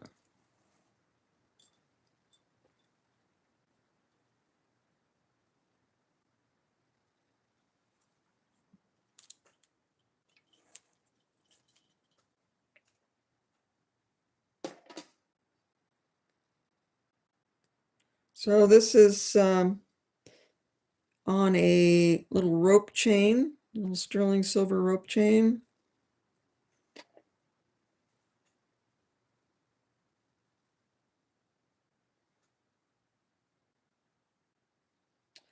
Oh. Oh, darn. This is done by Iuli, well known. L. Iuli. He's in the book. I think I've had maybe one other piece. I didn't know this was by him. Very nice. But what I'm forgetting is if he's Zuni or Navajo. I cannot remember. Both of them can do this style.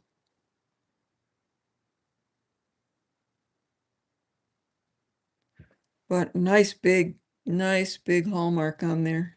Iule, Iule. Vintage piece. The cross itself is exactly 2 inches. The chain is 20 inches.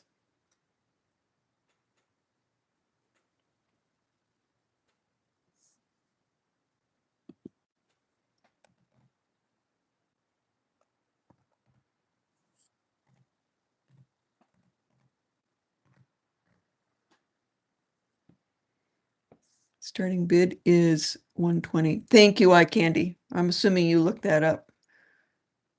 Thank you. Just couldn't remember. Michael is in.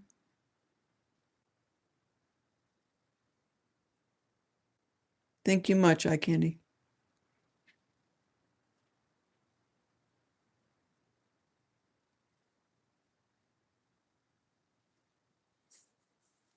All right, I'm going to count down.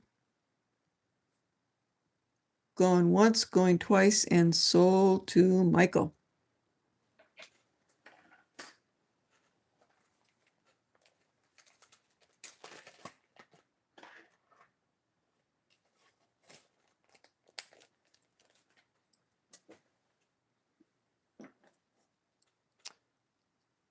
This is a conversation piece. See if I can get it off.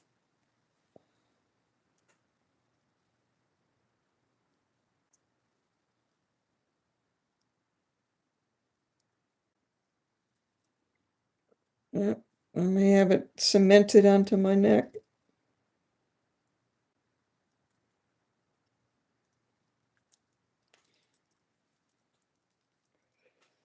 All right. Those are just super good looking watch tips. They are huge with some fabulous blue gem turquoise. I bought these just for that turquoise. You can see the shine on that? That's because that's blue gem. Blue gem is a hard turquoise. You can't get it anymore. It is blue gem. Mine was, I think, south of Battlefield near Bisbee. And Bisbee and Blue Gem are the only mines where they went as deep as 800 feet to find turquoise. Only 2 mines. Most of your turquoise is more surface level, but because it's deeper, it's harder. So your Blue Gem and your Bisbee are both very expensive turquoises because they're harder. And again, because this is a probably early 70s, late 60s or early 70s. I doubt very much that this is stabilized. They usually just didn't have to because it was a much harder, closer to like between 5 and 6 on the Mohs scale. Probably closer to the 6 because it's harder. But that turquoise is absolutely amazing. It's got that little bit of watery look to it. Quartz, a kind of brown muddy matrix in it.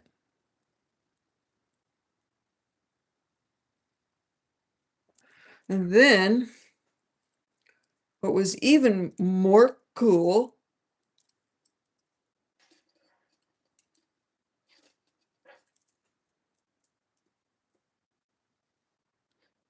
It's done by Martin. Gosh darn it, J.M. I know his last name is Martin. Was it Jim? James? Martin?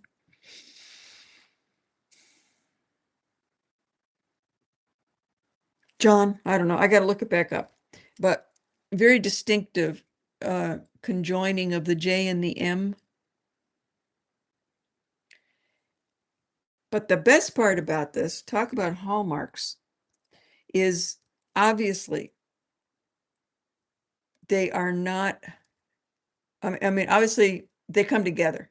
I mean, this isn't separate from this. They were made together. But the interesting thing is, so he's got his JM, but look what's on the other one, a feather. Same pieces, but one's marked JM and one has got a feather. Now, what does that mean? What do you think? James Martin, thank you.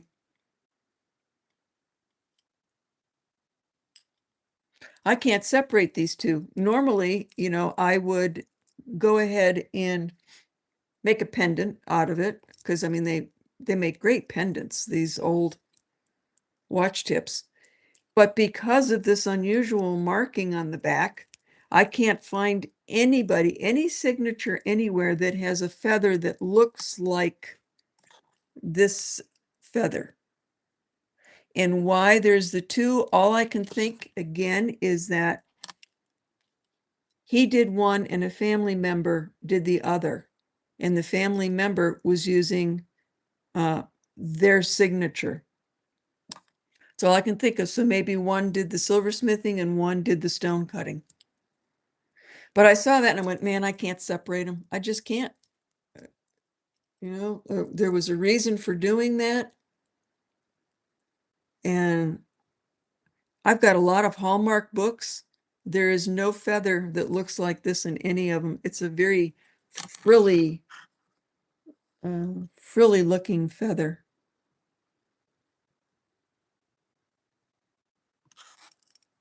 Very, very expensive turquoise. It's like your Bisbee. Now, the blue gem mine is there, and this is sad. There's still plenty of turquoise in it, but it's right smack dab in the middle of all these precious metal mines. So the owners of the precious metal mines have come in and they're just not the least bit interested in touching any more of the blue gem. So the blue gem that's on the market has got to be old stashes, and that's it. It's just, very cool piece with a lot of history on it. So I did this. I just strung this up today. Because when I got them, I thought, oh, I'm just going to make pendants. It's cool. Then I really started looking at it, and then I went, oh my God, there's no way. I just can't separate them. So I just did I've got more of this older tumbled Kingman. So I put it on the necklace. So just more history again. I mean, how can you not love Native American when there's so much history going on? Not for sale yet. I can't separate them. Just can't do it. Okay, so these are the last two pieces, and then we're going to call it quits for the night. Very cool bracelet. It is not, it looks like a Sagen, but there's lots of people out there that do the goddesses, sterling silver, little blue topazes, and a peridot. Beautiful face. Beautiful carved face.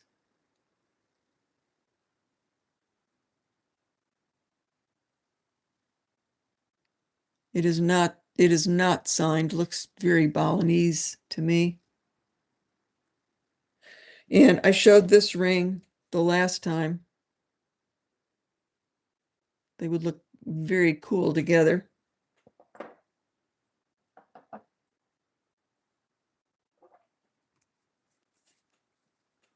Makes a good set, even though the faces are a little bit different.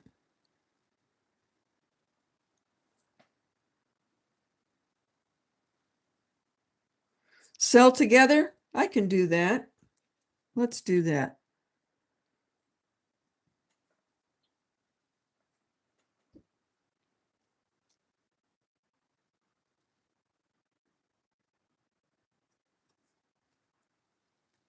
All right, here's the deal.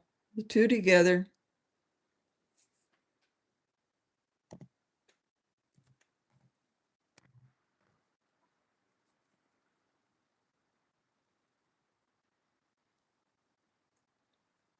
Neither of them sign, but very, very nice silversmithing.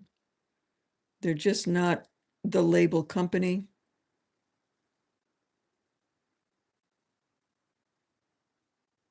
Look at the expression on the face. It looks identical. I wouldn't be surprised if these two were made by the same company in Bali. Look at the nose and the mouth, the eyes.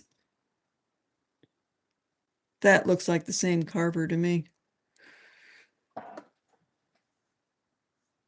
Jen is in at 235. Eye Candy is in at 250. Jen's back in at 265. Eye Candy 275.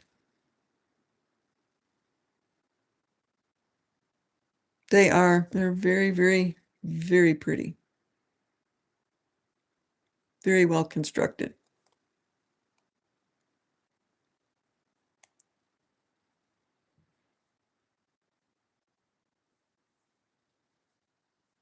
Eye Candy is at 275.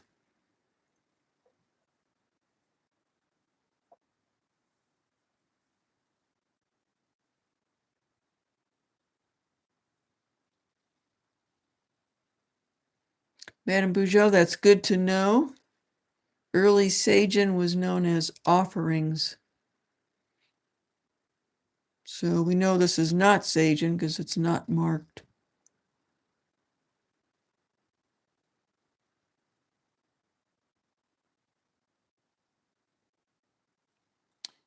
Jen is at 300. Eye Candy's at 350. Okay, Jen is out. All right, Eye Candy going once, going twice, and sold. I bet you could sell these for as a set.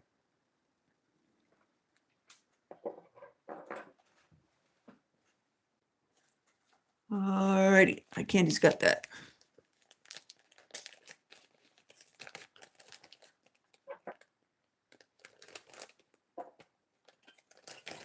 Good idea.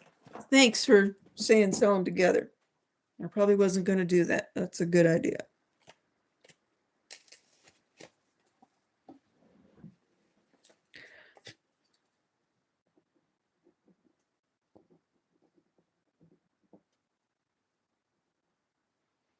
Oh, you've got earrings. Oh my gosh.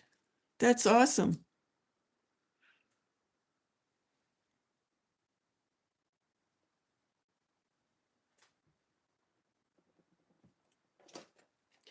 Okay, still absolutely plenty to go, but we'll wait till next Sunday. So thank you all very, very, very, very much for everything. But I think I'm going to take my eye, which is really hurting me, and try to do an eye wash and see if I can get that sand out of my eye. Sheila, my head is filled with all this new knowledge. Thank you. That is my job here, is to pass it on, because I mean, I don't have a protege. My daughter's not going to do anything with this. We're dying out. Us old people that love the history and the turquoise and the silver we're not being replaced. That's the sad part. A lot of these guys, their kids are just not interested in it. And it's a real shame. I love to sit down with the older dealers, like the dealer that I'm buying this new group from. I mean, he's been in it forever. Talk about collections. I mean, he's really been a dealer forever. The collection is just outstanding, absolutely outstanding. And again, it's like None of my kids are interested. He says, when I go, he says, I hope they at least know the value of this, and sell it and get the money for it. And it's like people used to think turquoise Indian jewelry was, five and dime stuff. Not anymore. It's just not. So thank you all for letting me go on and on and on and share what I love with all of you. Jamie, I hope so. I would love to see that. Really would. Good night, everybody. Lulu, Olga, everybody, Alice, Sheila, Tish, Jen. Everybody's going up. Madame Bougeot. All of you that have been here for a long time. Thanks. Yep. Oh, I always go to the wrong one. Bye.